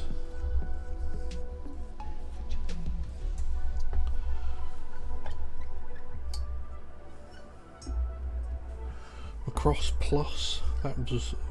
That's still one of my favourites. I've got that on DVD. That's a hell of a thing as Macross Plus. Fantastic character designs, fantastic mech designs, excellent soundtrack.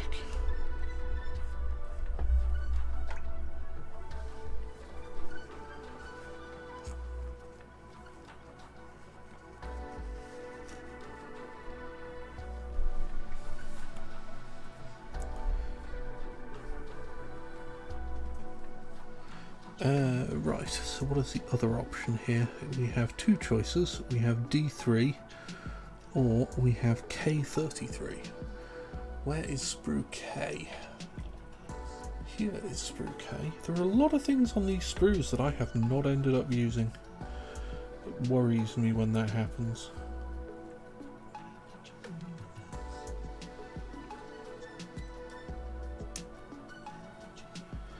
I've got more manga than I have anime these days. Most of the anime I had was on VHS, and I have since, ditched all of my VHS because I do not have anything to play it on. Because it is not the 90s anymore. K33. I do still have a bunch of manga, a very eclectic selection, I guess you'd say.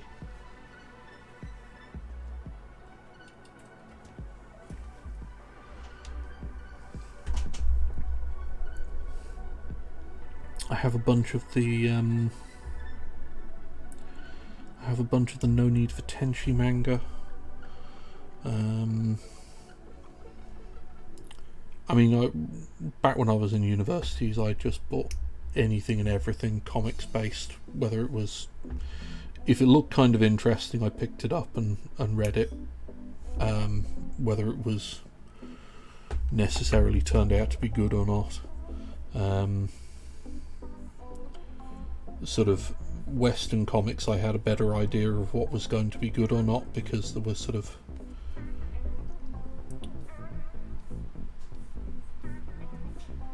I was more familiar with the landscape there, and obviously there was DC and Marvel, and you could expect a certain, or at least back in those days, you could expect a certain level of competence out of both companies. DC's a bit of a shit show these days, but back in the 90s, end of the 90s, beginning of the 2000s, DC was okay. They hadn't begun their descent into shittiness at that point.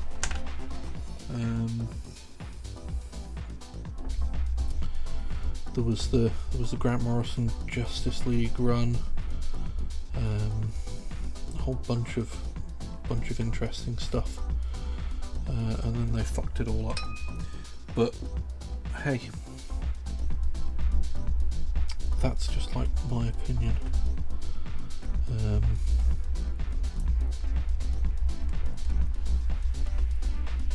I am not the target audience of DC anymore, and that's there's nothing wrong with that, you know.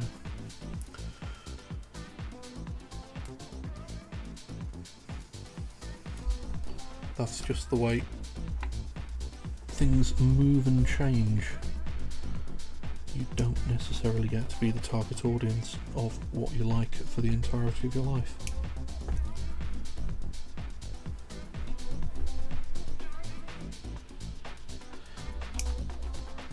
Again, my introduction to comics was relatively weird. Well, not weird, but it was relatively diverse in that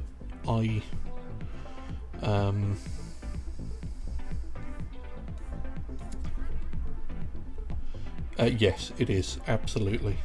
I would agree, it is a lot harder to keep up to date on comics. I used to, and then I just ran out of time and inclination. When I was finding that particularly DC, which was what I was most invested in originally, turned out to be going in a direction that wasn't really to my tastes.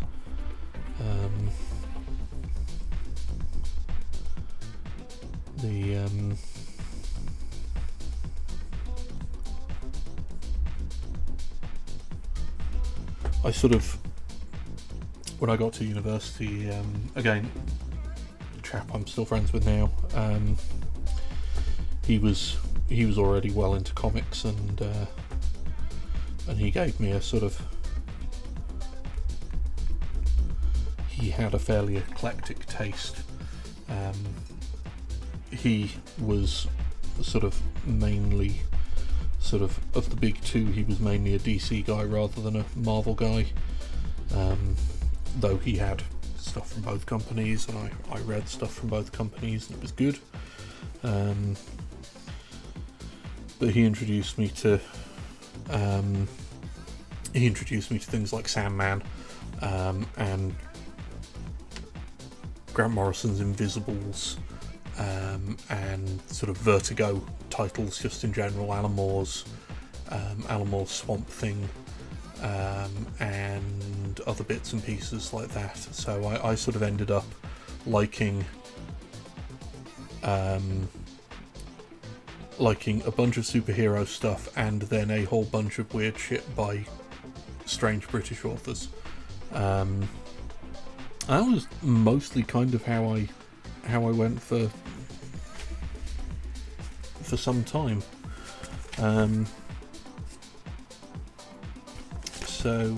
Yeah,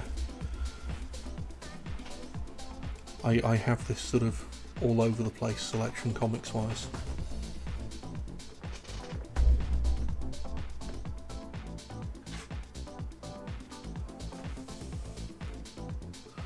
So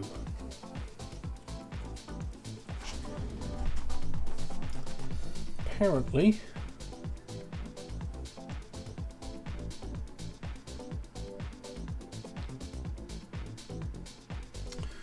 we can put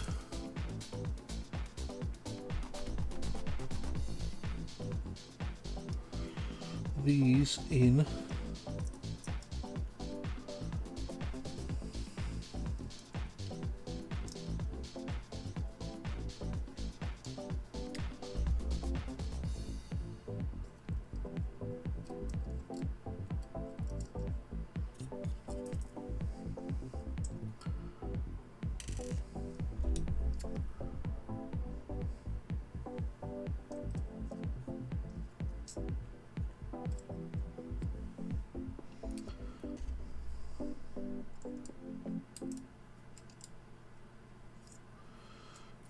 these parts inside the arms, which is cool.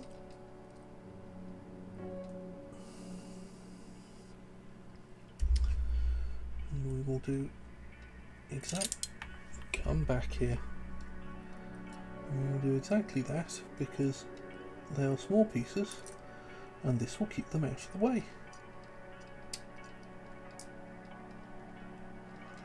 And somewhere where they hopefully won't go missing.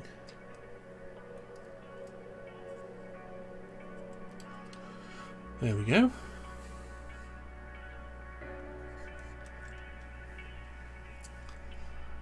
So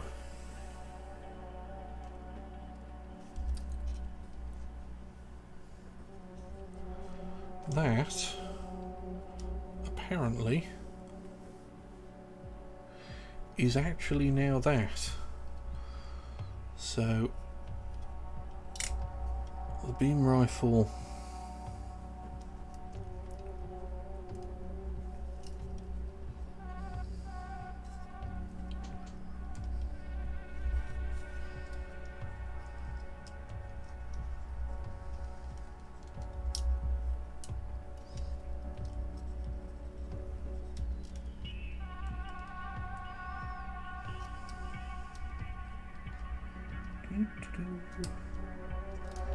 come on.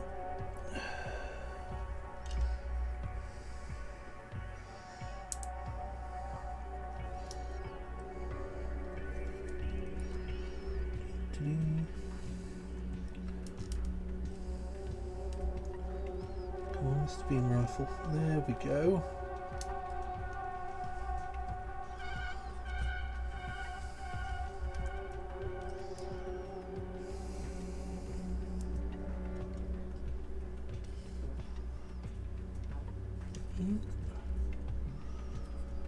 Beam rifle fits like so, and the shield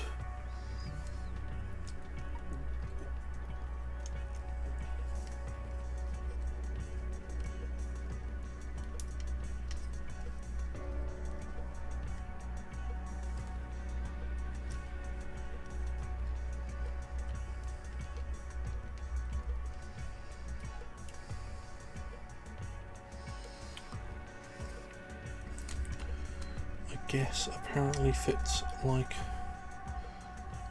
so.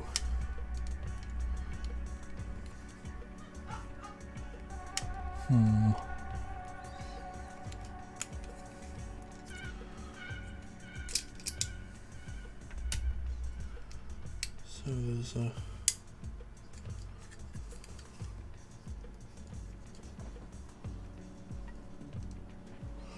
doo-doo-doo.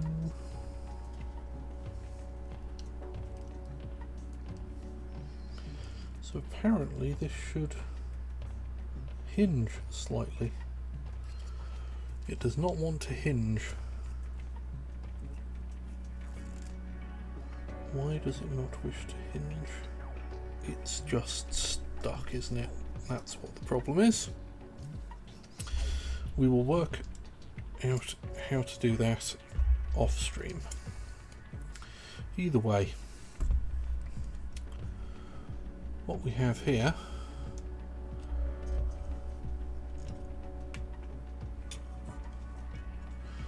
is now a broadly complete robot with a shield that should sort of sit kind of here. I will work out how exactly that attachment mechanism works. And that is, according to this, that is that for the actual build of things. So the question becomes, how do we do a transformation?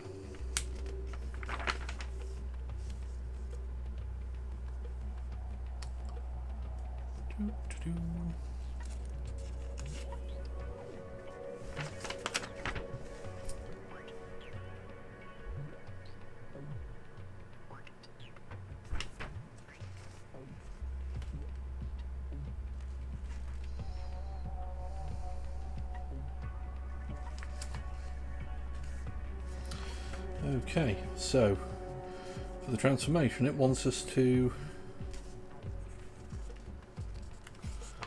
swap it all back over to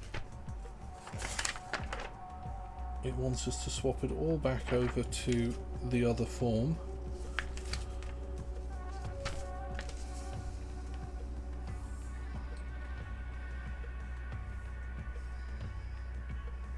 Yeah, actually no. It just wants us to take things apart. It doesn't matter which form it is, apparently we need to We need to take it apart in every form. Ah. Okay, there are unused parts. That's alright then. I will go through that and make sure later. Right, so before we attempt to turn this into a space plane, I'm going to suggest we take a break, because we've been at this for a little while now. So let's go on to break and everybody cycle fluids and things, and I will see you back here in a very short period of time. Thank you for your company, and I hope to have it continuing shortly.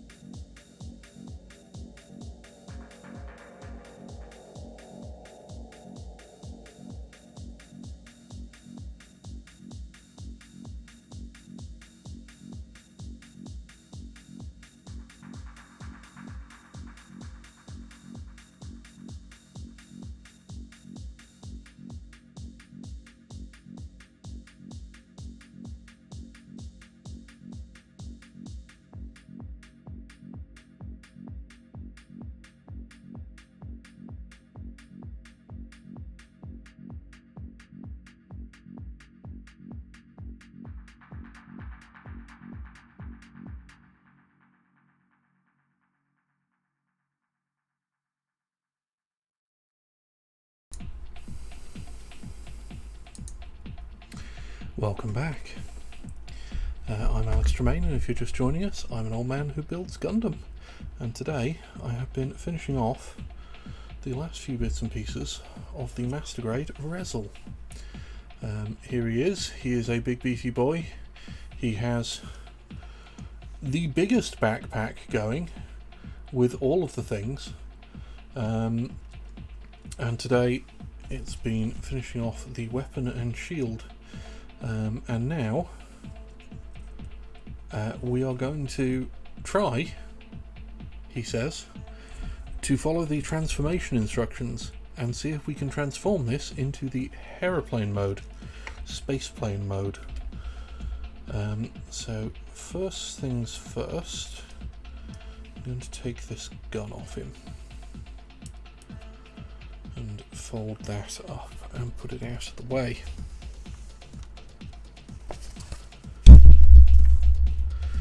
So, next step is apparently to remove all of the funky back parts. So this comes off, and this comes off.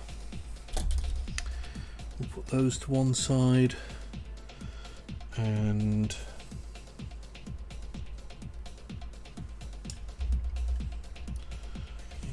I'm going to turn this around.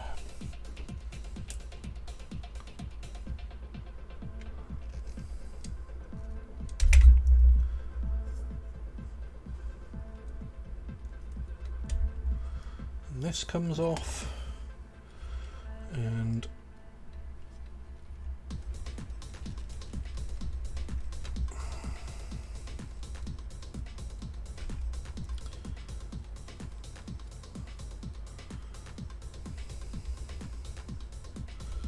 this comes off. Right. So all of those come off. And then we need to separate out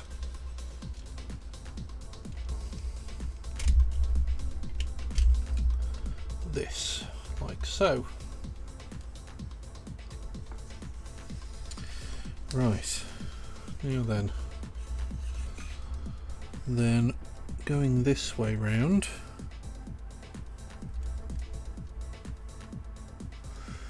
we pull these shoulder hinges out,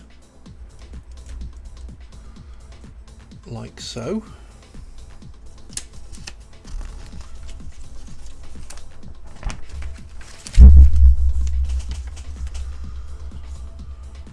These out of the way.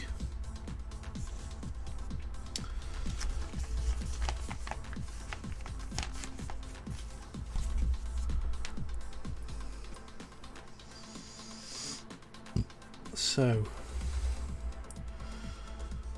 next step, so we want to hinge these down apparently like that. Then we're going to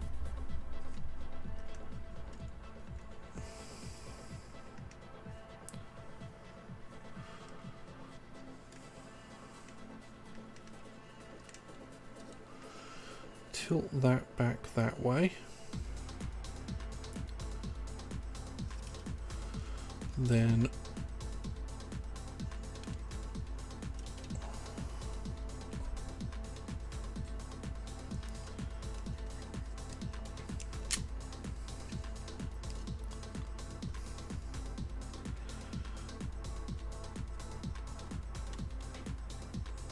this hinges up.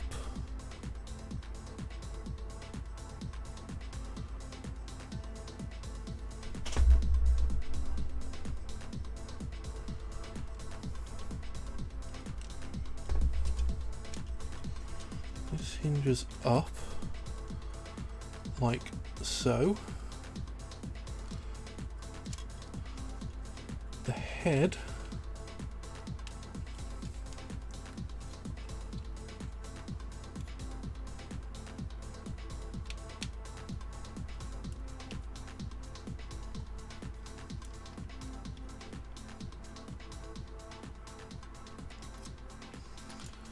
needs to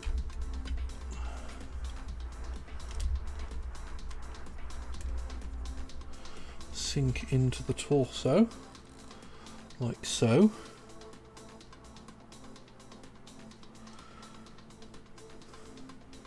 And then this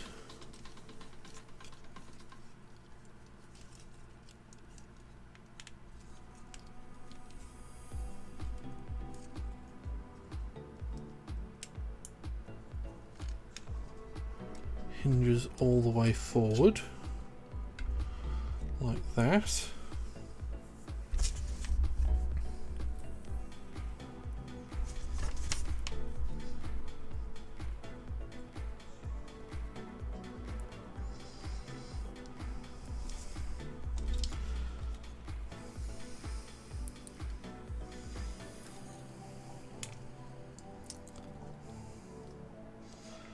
Then this part hinges down,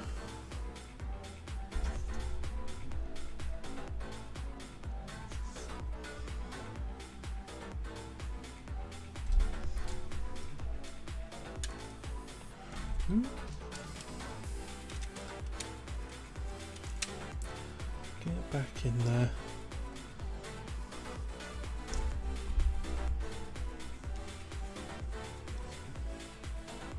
This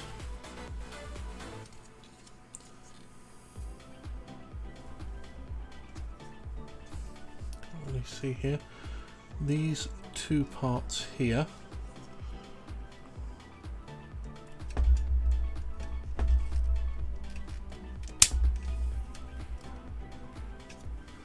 squeeze together like so to match this.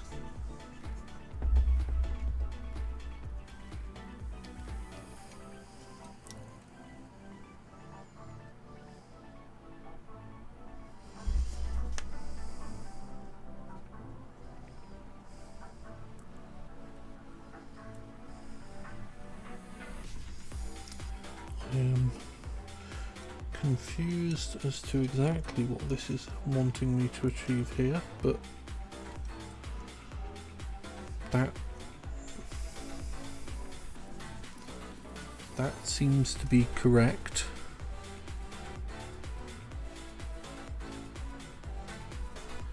I guess we'll find out. So then we go back to top view.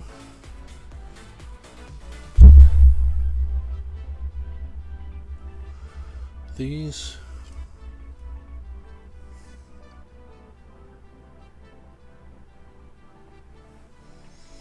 fold in.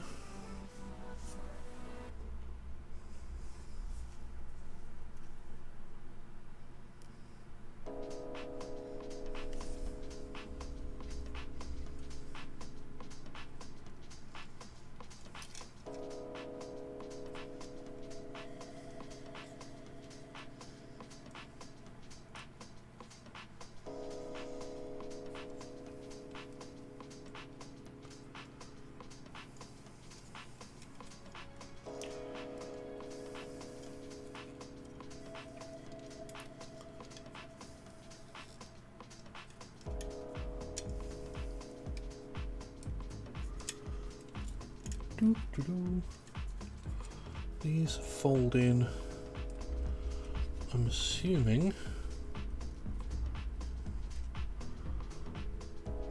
like so, but we'll find out.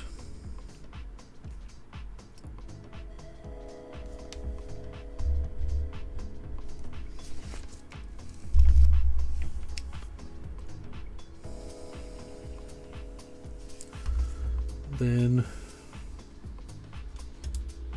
no, apparently we're going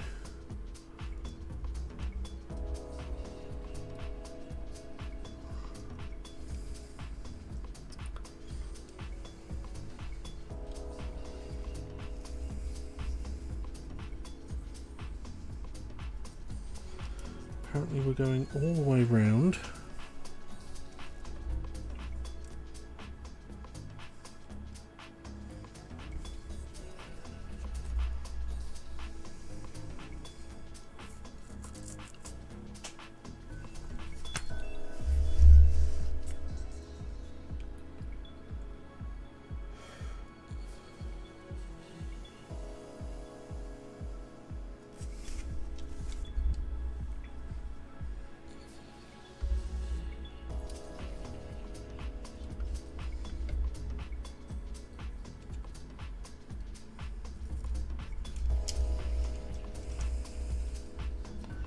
You know what, we're going to try this again.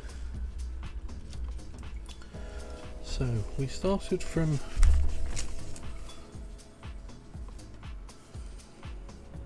okay, so that comes in like so.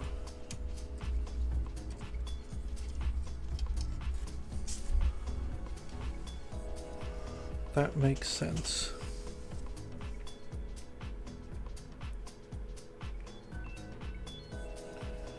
That all stays the same.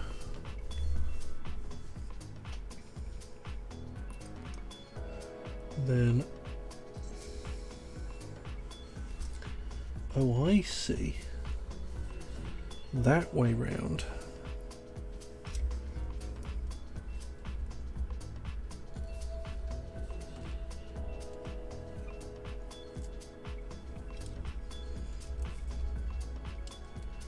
Ah.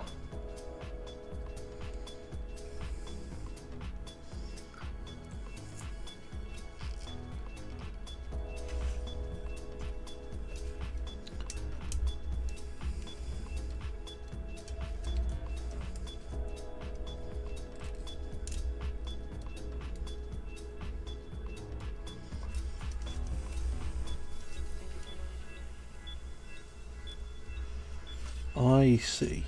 Right.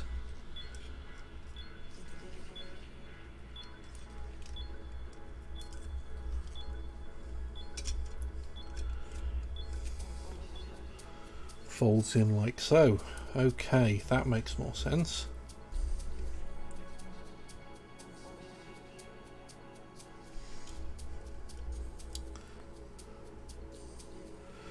Then we're taking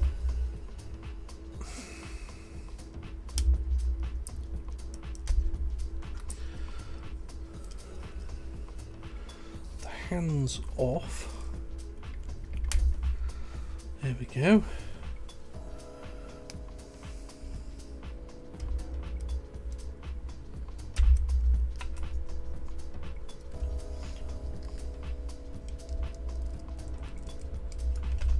Oh, God, that's tight. Right. Remove the hands.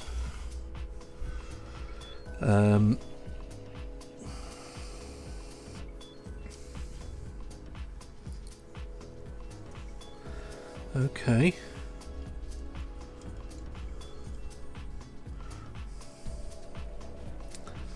So now the hands are off. That's all there. Then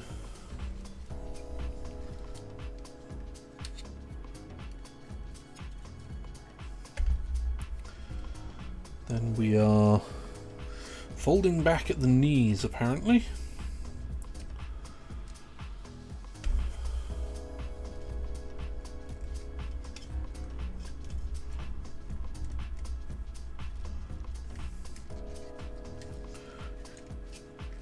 Which of the two knee joints are we folding back at?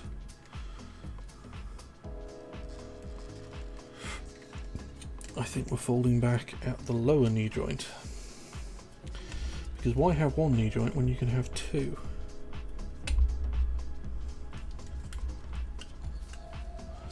So, I think we're folding back like that.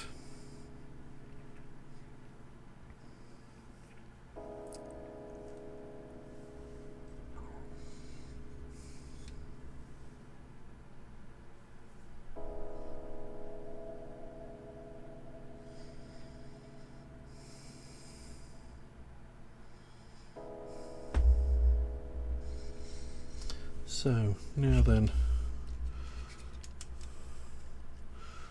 so now we're looking at it this way.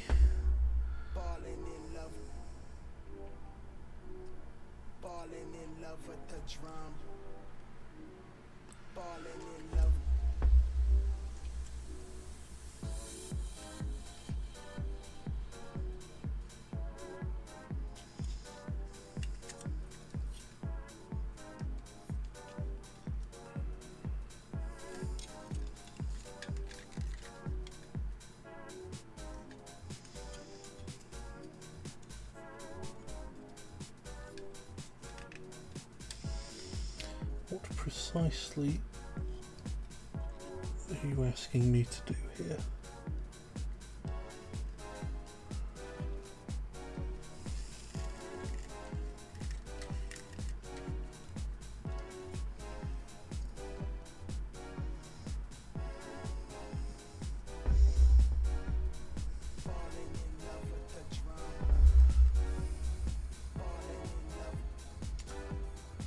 Oh, I see. Is that right? Okay. Hey, there we go.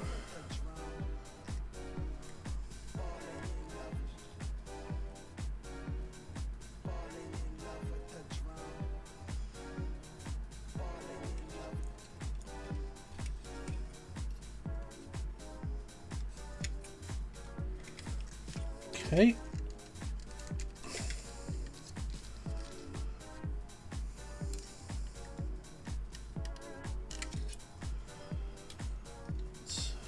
We can do the same on this side. Hey, there we go. Right. The legs have now gone a wobble. So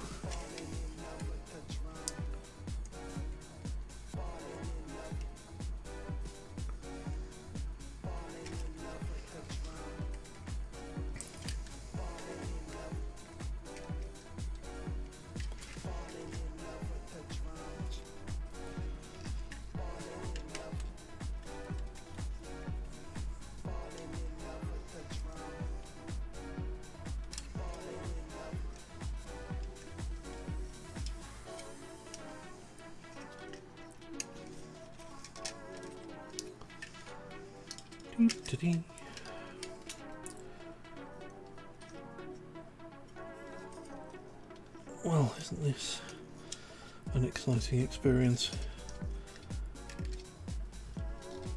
This transformation is almost as batshit as the one for the oh, I see. That's what's going on here. Almost as batshit as the one for the Zeta Gundam.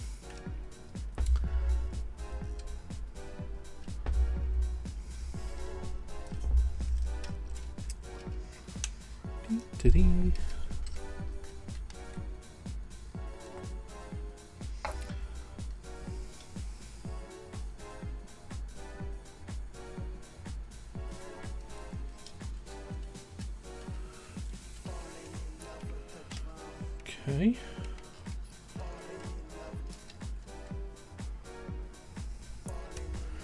I mean, I'm going to be honest, it's not making a good impression right now with its legs the way it is, you know. I can see where you might be coming from on that one, but I'm going to give it the benefit of the doubt for a little bit. See if we can't get somewhere a little bit less wibbly with it, frankly.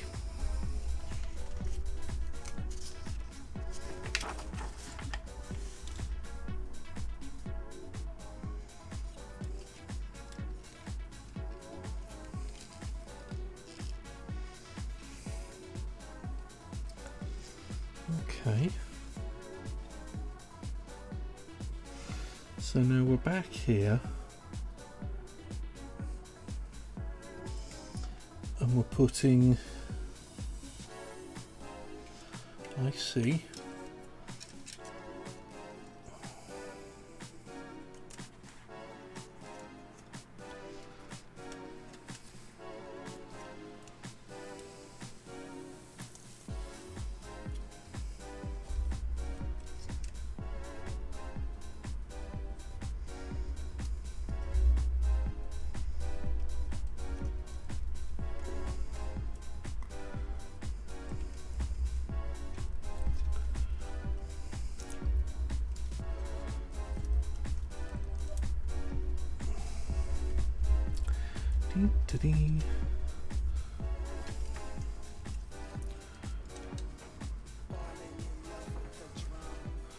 So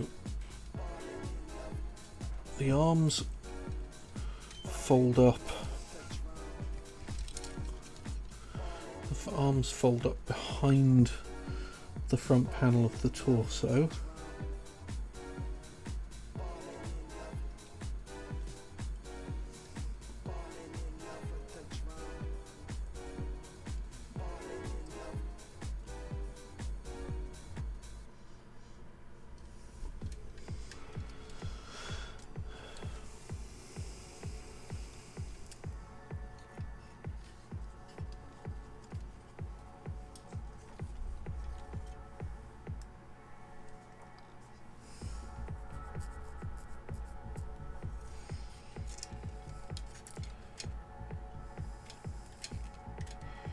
Yeah, I think that's correct.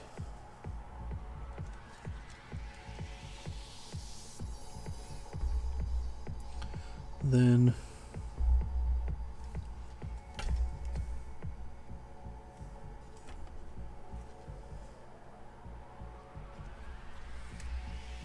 yes, that's correct.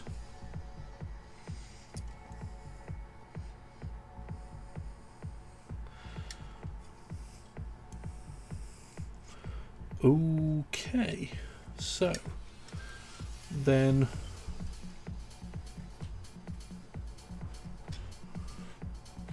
you want me to do exactly what with this?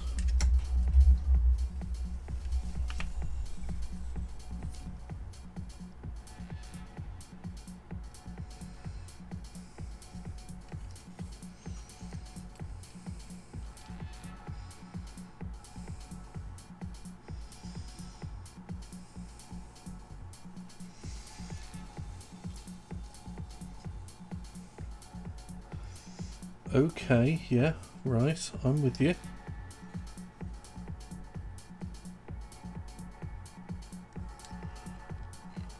And then, like this.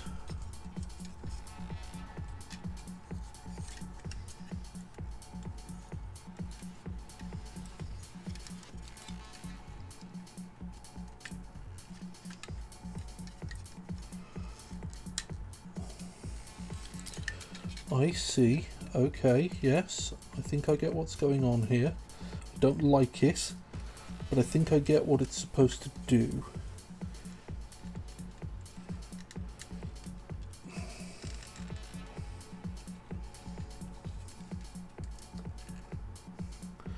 God damn, but this is a thing.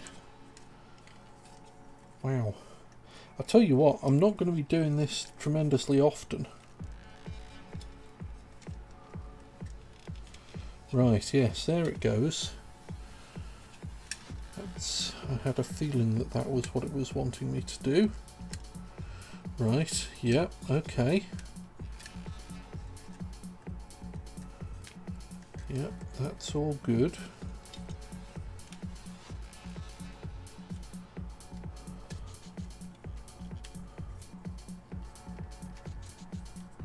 I mean, for some value of good.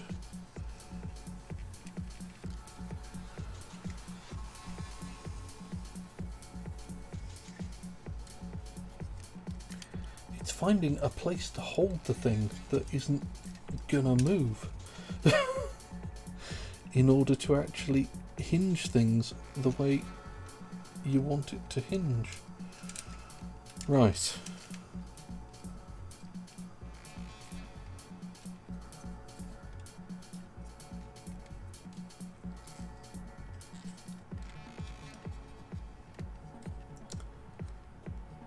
That's now in position. That was now in position.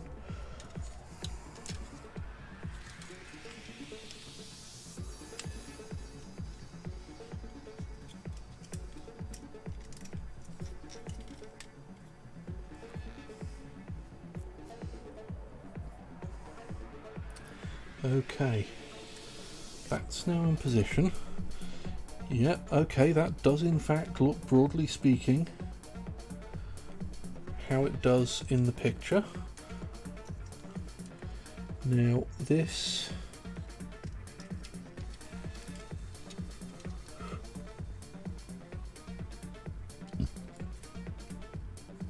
then sits in place there.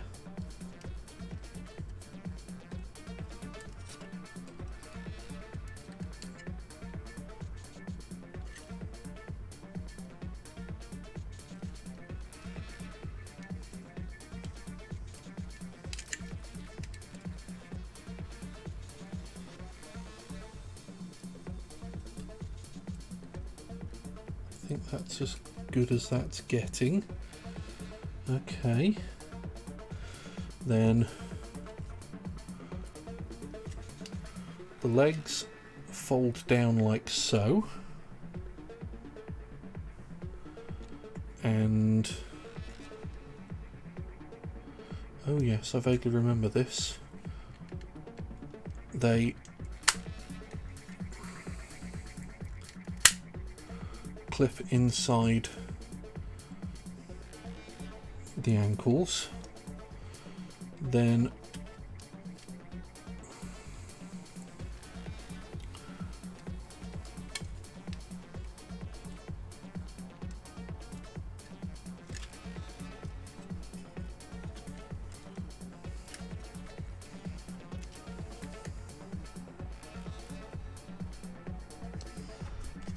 have I missed something here?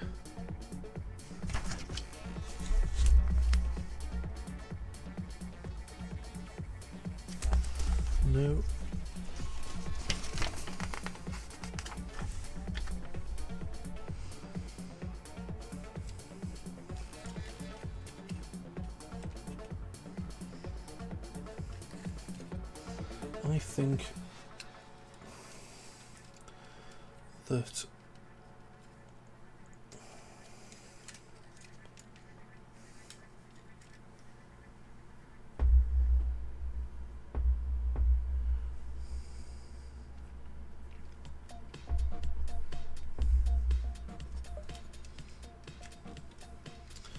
I think that these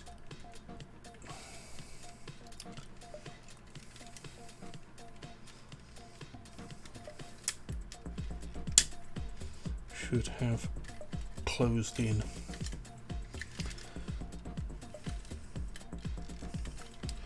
I think that doing that suddenly gives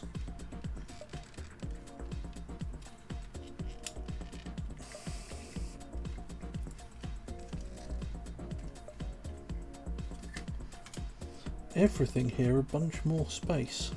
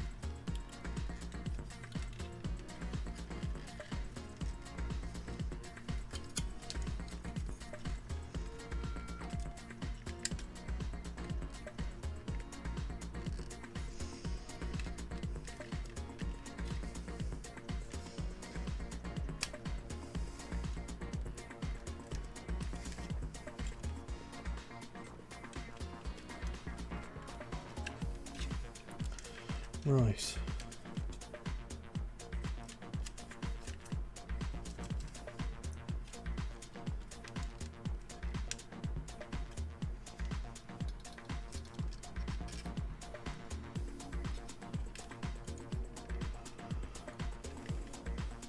Getting there. We're getting there, people. We are now kind of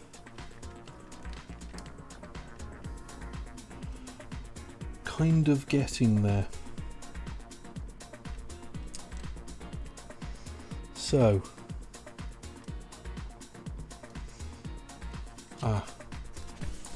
there is a hidden section.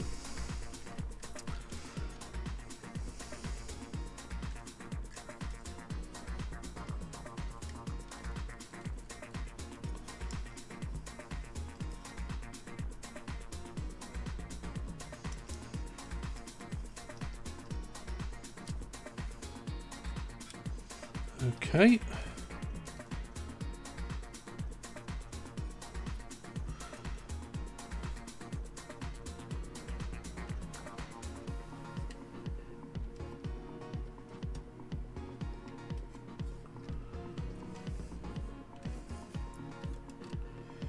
Yep, that makes sense.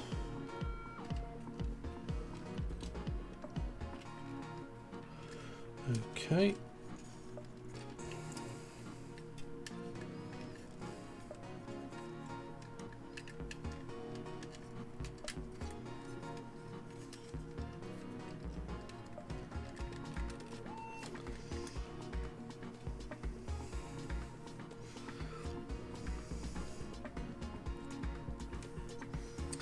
And now we need the shield.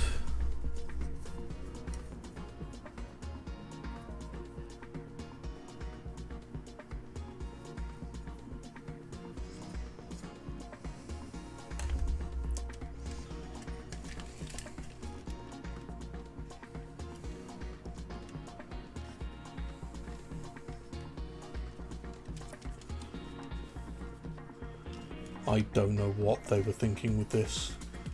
I mean, don't get me wrong, I'm loving this effect, but this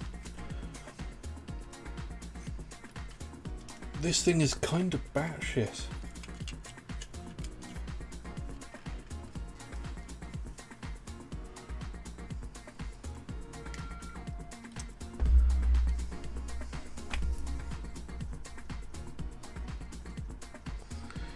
Right, I think this J6 part is actually literally just the mounting for the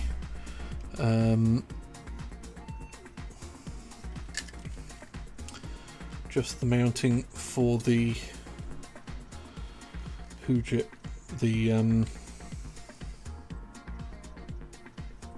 I was right. Look, the hook cock serves a purpose. Told you something was gonna slip under there.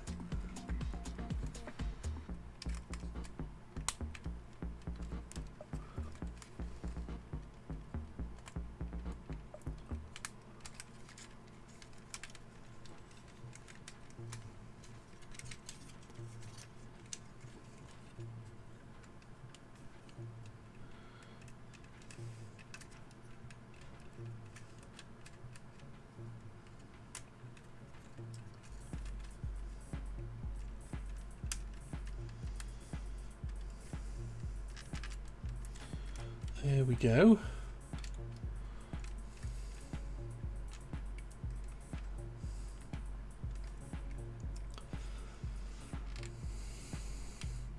The shield fits in underneath like so,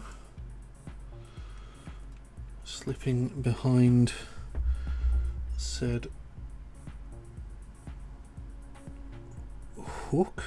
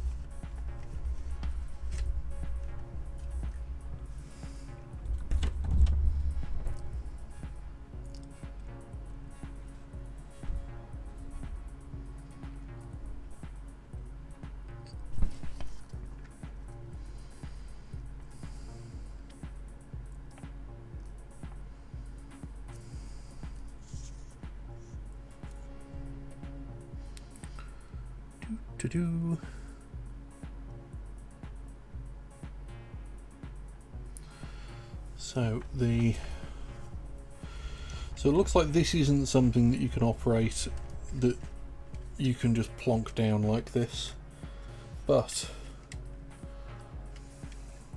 it needs a stand.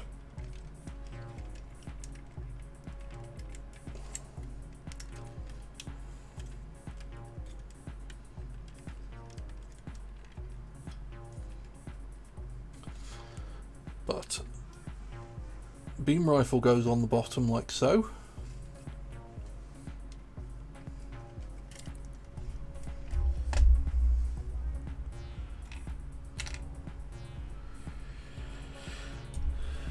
And then we put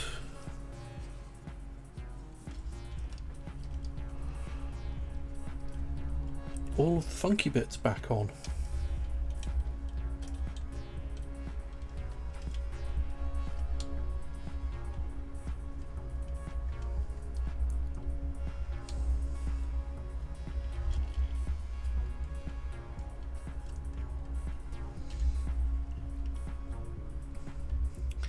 Hey, MOAR, don't get ahead of ourselves. We haven't finished building it yet.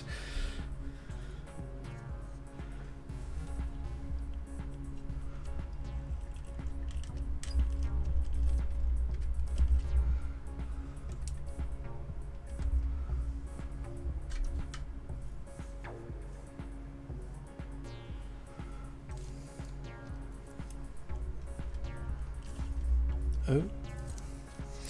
No, we got that wrong.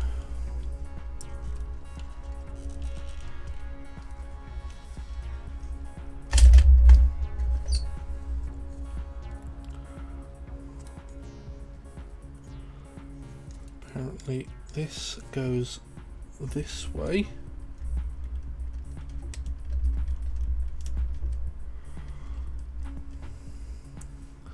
Like so.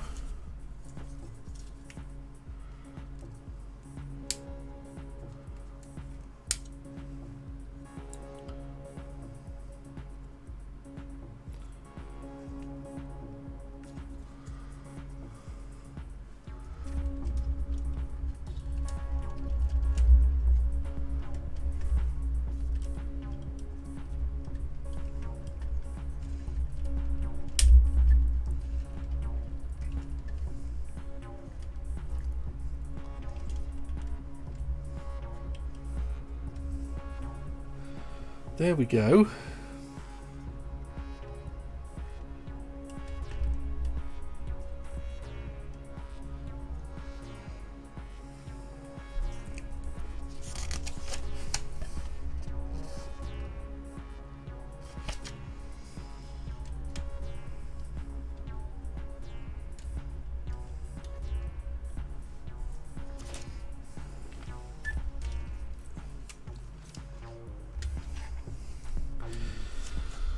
I think we might be there.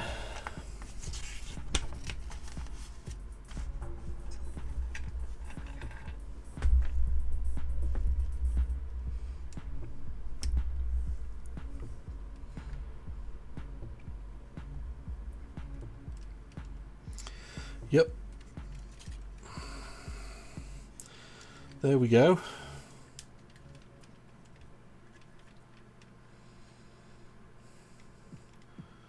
There it is. One beefy looking space plane.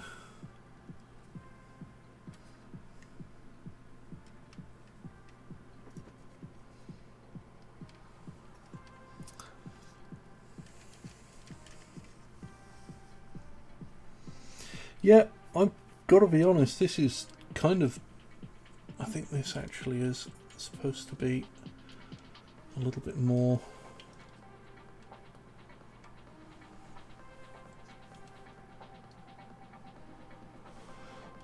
like so, by the look of this. Yes.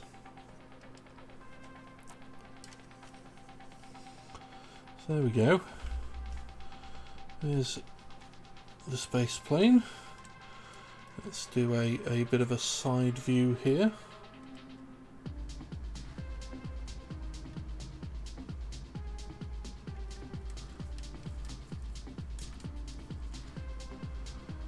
Rear view. I've got to be honest, I'm kind of impressed with that. I might have to get a stand for this. It doesn't come with one, sadly. But I'm going to have to seriously contemplate getting a stand to put this one on. It's really fucking cool. I'm going to be honest.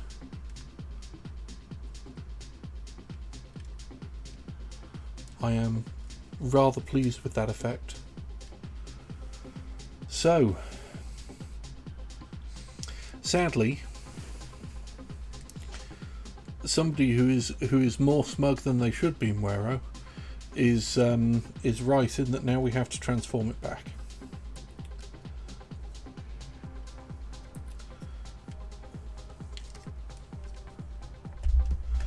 So let's try and do that thing.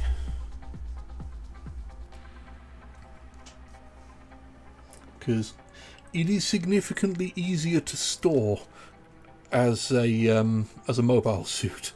In that, as a mobile suit, it stands upright.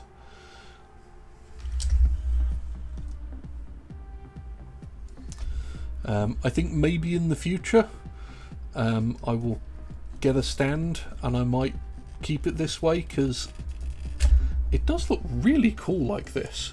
Don't get me wrong. But for right now, I would like the ability to have it stand on its own 2 feet.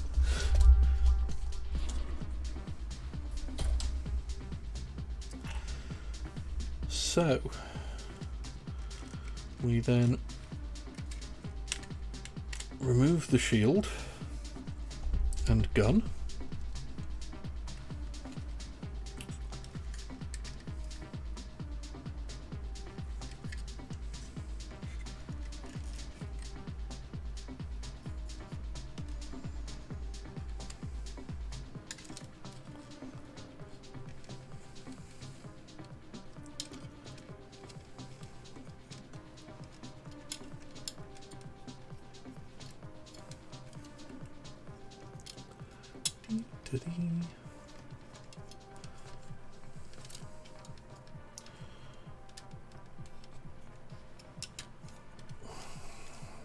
No.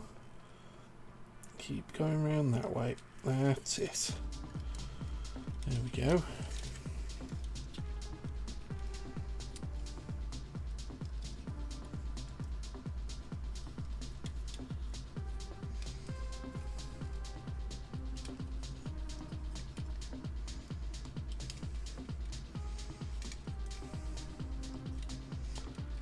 There we go. Doo-doo-doo. Then lift that so that these can swing out again.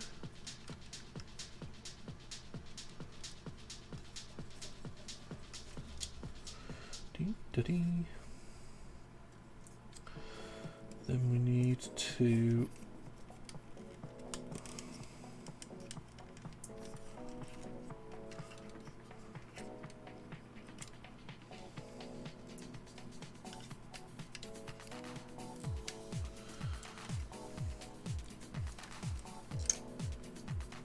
come back here.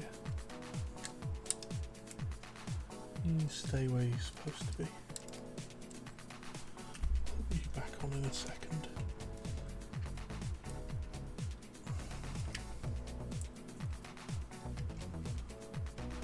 There we go. Right, so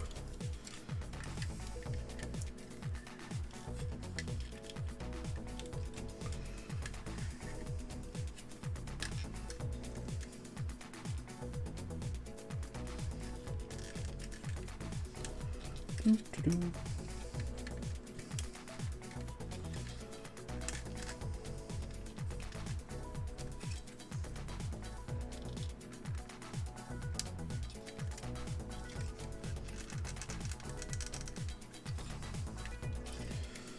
So how do we persuade this back into place?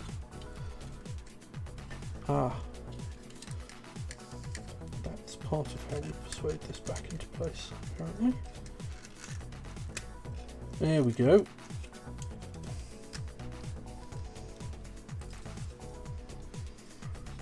Right.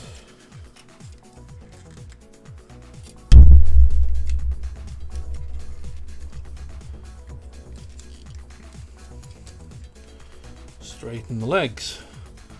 We have... Oh, no. First step is pull those out. Then we can straighten the toes.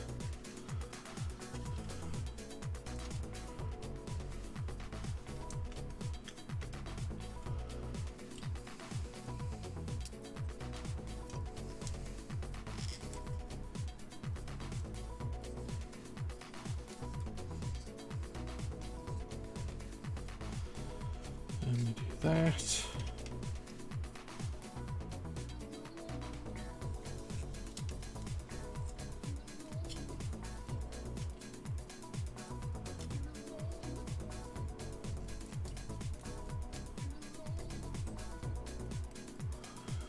And we do that. Reorganize those in that direction. And this hinge out slightly. This tilts up.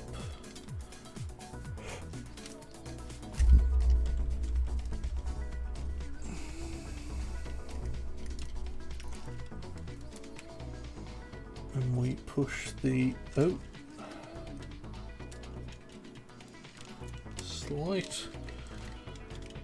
slight mistake. We've got to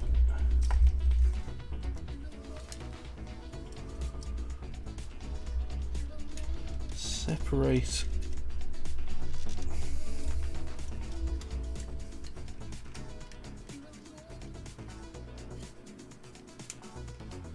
these two parts outwards to make the lower torso again. Then we can bring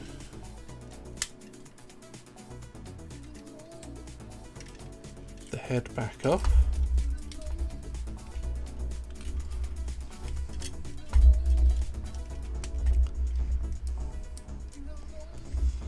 Then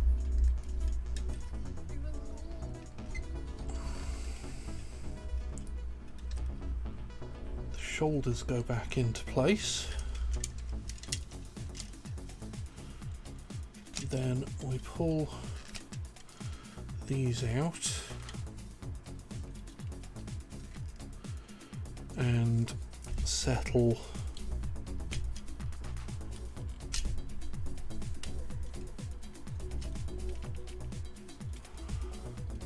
these back into place here.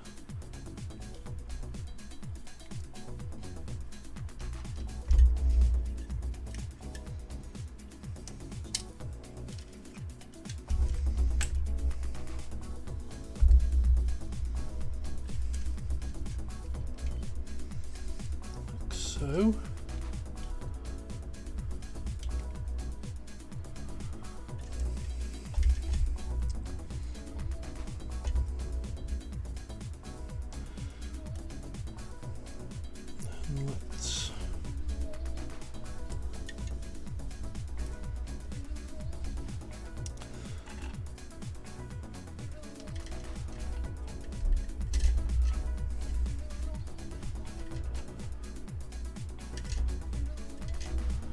Let's give this boy some hands back.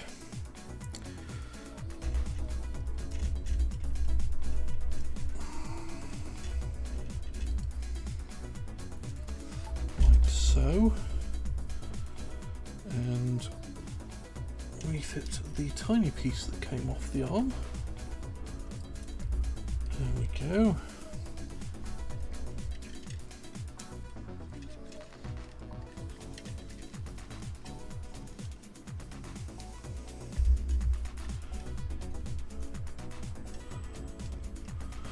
Right.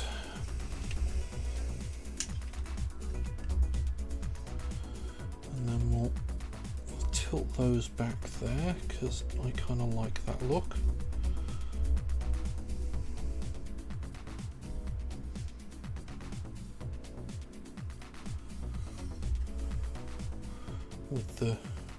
With these sort of tilted back, almost like scabbards.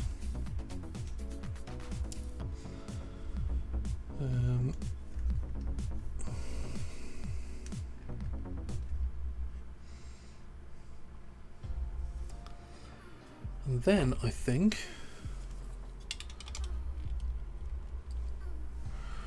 we can refit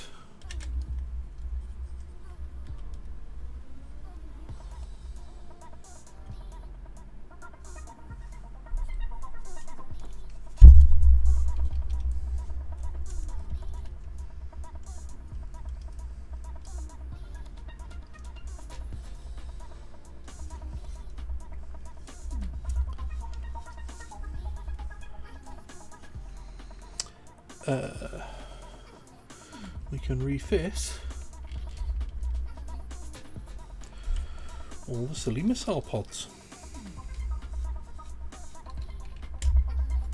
like so.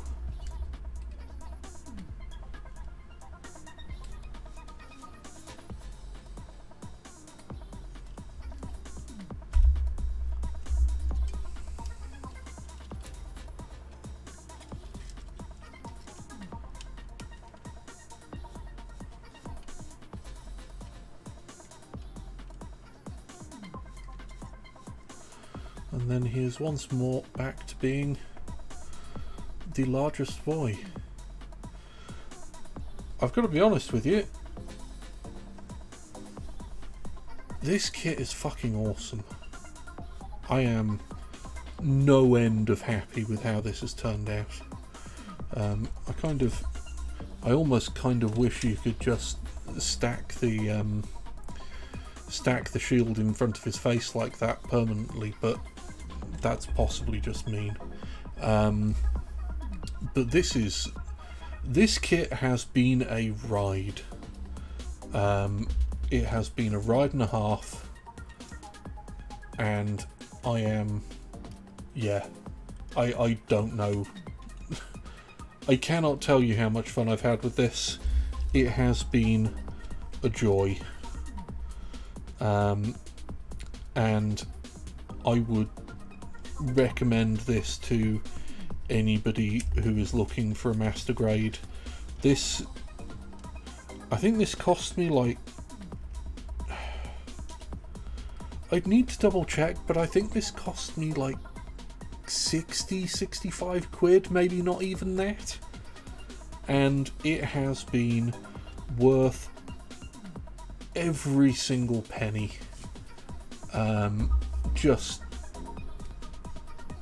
Just absolutely fantastic. I think this now sits there as probably my favorite build. This has been just awesome. I was expecting something fun. I was not expecting anything as just outright bonkers as this. I kind of regret that I didn't do the build from the start on stream now, but I'm glad I did the end of it on stream, because yeah, this has just been fabulous.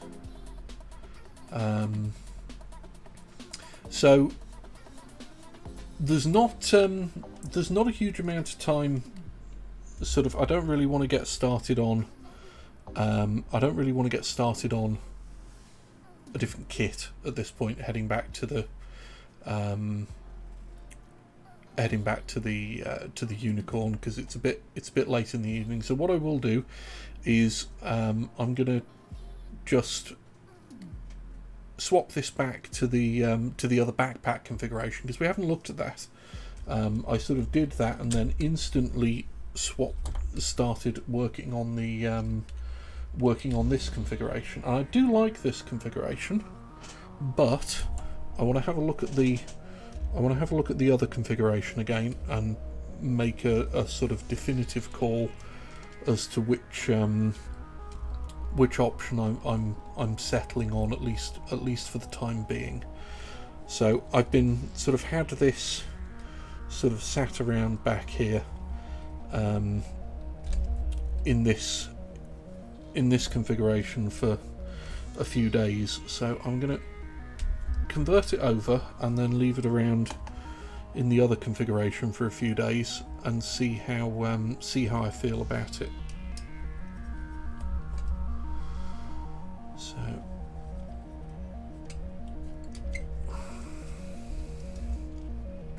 come on, there we go, that's it. So we then have to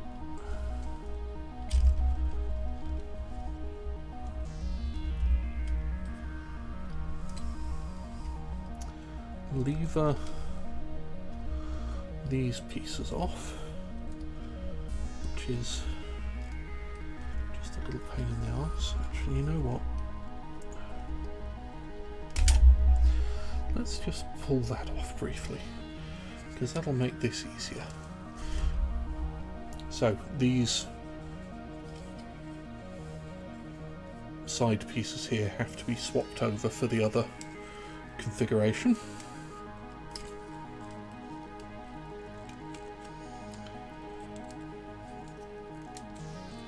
But they are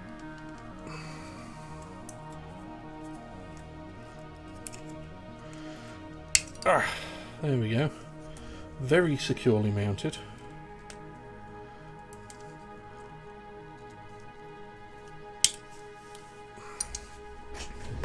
So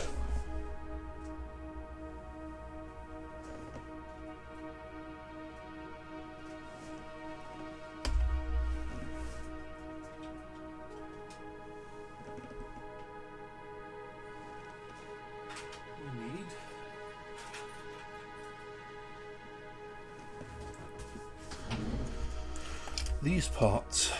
So instead we have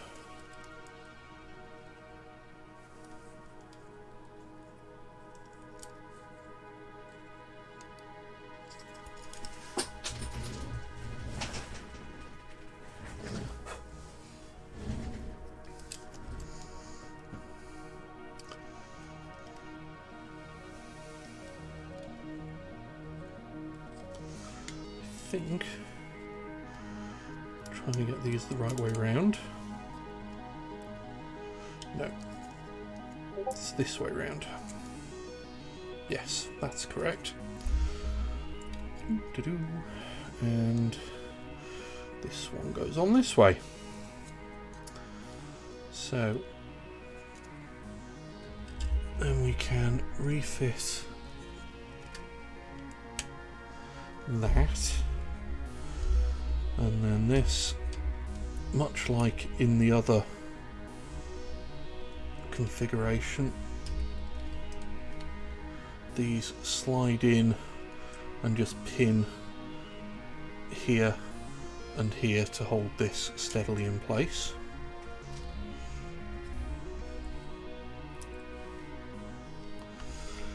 Now, in this configuration, these little panels get covered up.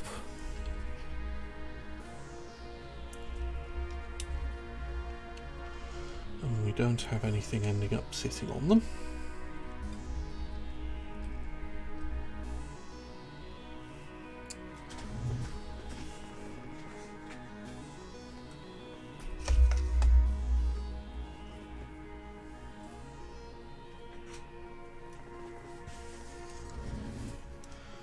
What we do have are the two big fucking guns.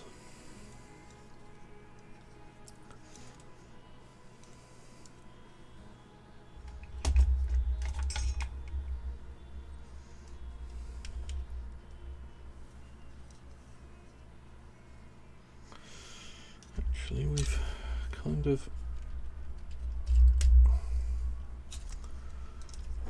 do this way round.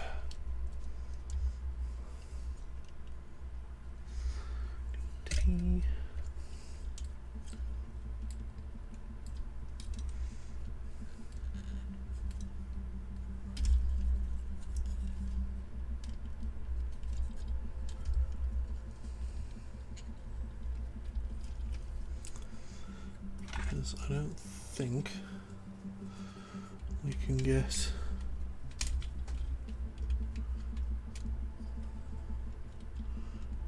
Oh no, we can get that in there just. That's good.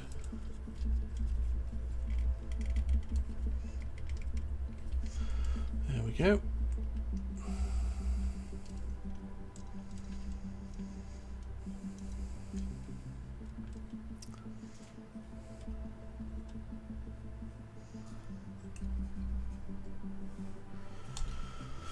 And then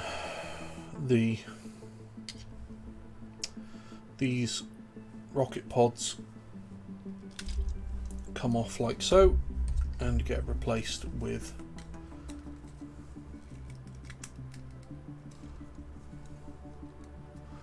these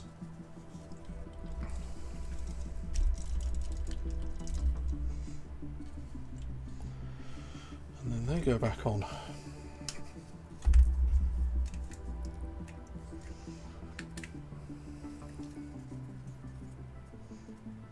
Yeah, come on, there we go.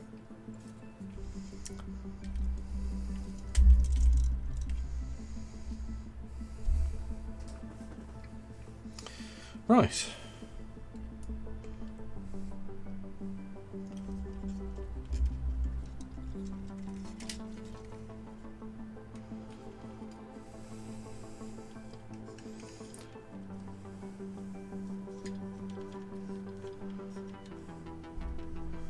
And then we have like so.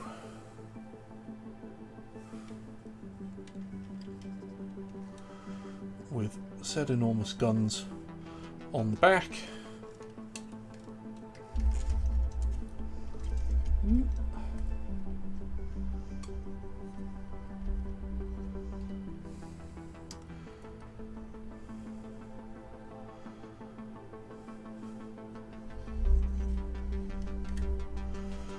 And what you can do, obviously, is you can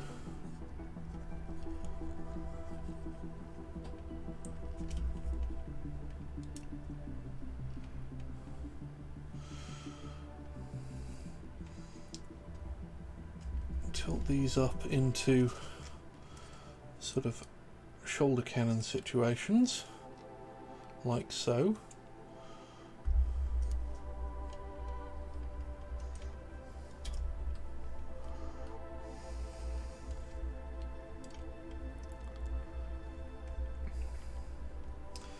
But equally, and let's see if we can get this right.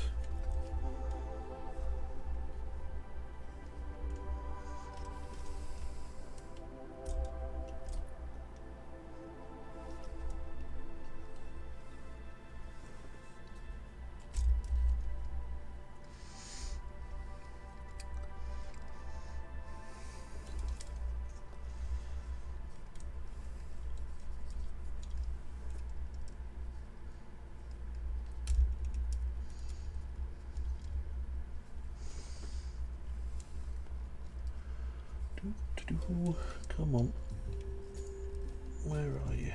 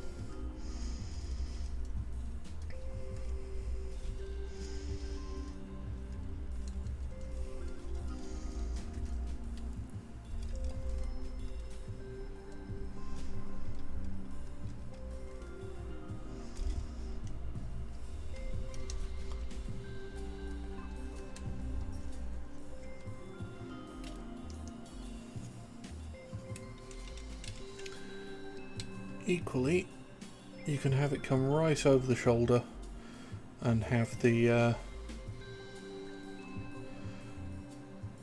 have it being aimed by hand, which I really like the look of, like so. And again, it's got those nice reflective lenses behind the yellow. So I think we're going to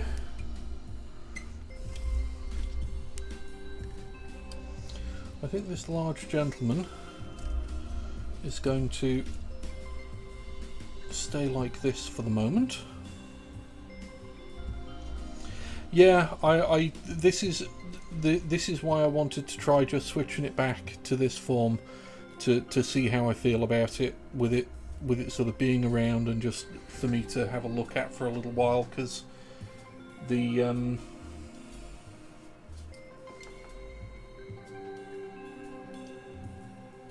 there's something about this just absolutely fucking enormous gun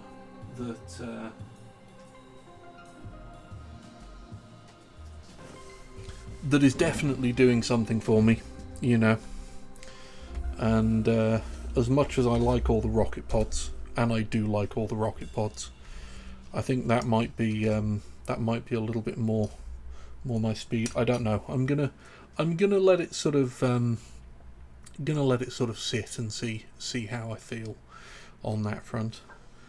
But yeah, this has been a good stream. Thank you for sort of persevering along with me through the transformation process there, which was a little bit more exciting than I was necessarily expecting it to be. That was there was a lot of stuff going on there. I am definitely going to have to put this relatively near the top of my panel lining process. I need to have a think about exactly how this is going to work for me, but I do like. I mean, I like both of these configurations. Look really good. Yeah, I'll have a further think and let it sit for a while and see exactly how I want to have it ending up. But yeah, this has been a fantastic evening. Thank you for the company. It's been a great night, and I will be back for definite on Thursday. As far as this weekend goes, things may move around depending on what kind of a mood I'm in tomorrow and whether I get out into the garage. I may do other things. Obviously there's bank holiday Monday. I may think about doing something on Monday, but I do have a game in the evening, a tabletop game in the evening, so I may just keep Monday clear. Either way, we've reached the end. We've done it. This is done. Outside of panel lining, which I'm absolutely doing on this because I think this is going to look fucking excellent with panel lining on it. And I will certainly update you on progress on that front as things go on. Yeah, declare victory on this one. And you know, if you can find one, go out and buy one because these are fucking great. I'm gonna do some photos, I think, over the weekend. Try and get some decent action poses. See what I can knock up for entertainment value, and I will see you all in the future. Have a great rest of the evening and enjoy the rest of the bank holiday weekend for those of you that this is a bank holiday weekend for. Yeah, I think that's everything. See you in the future.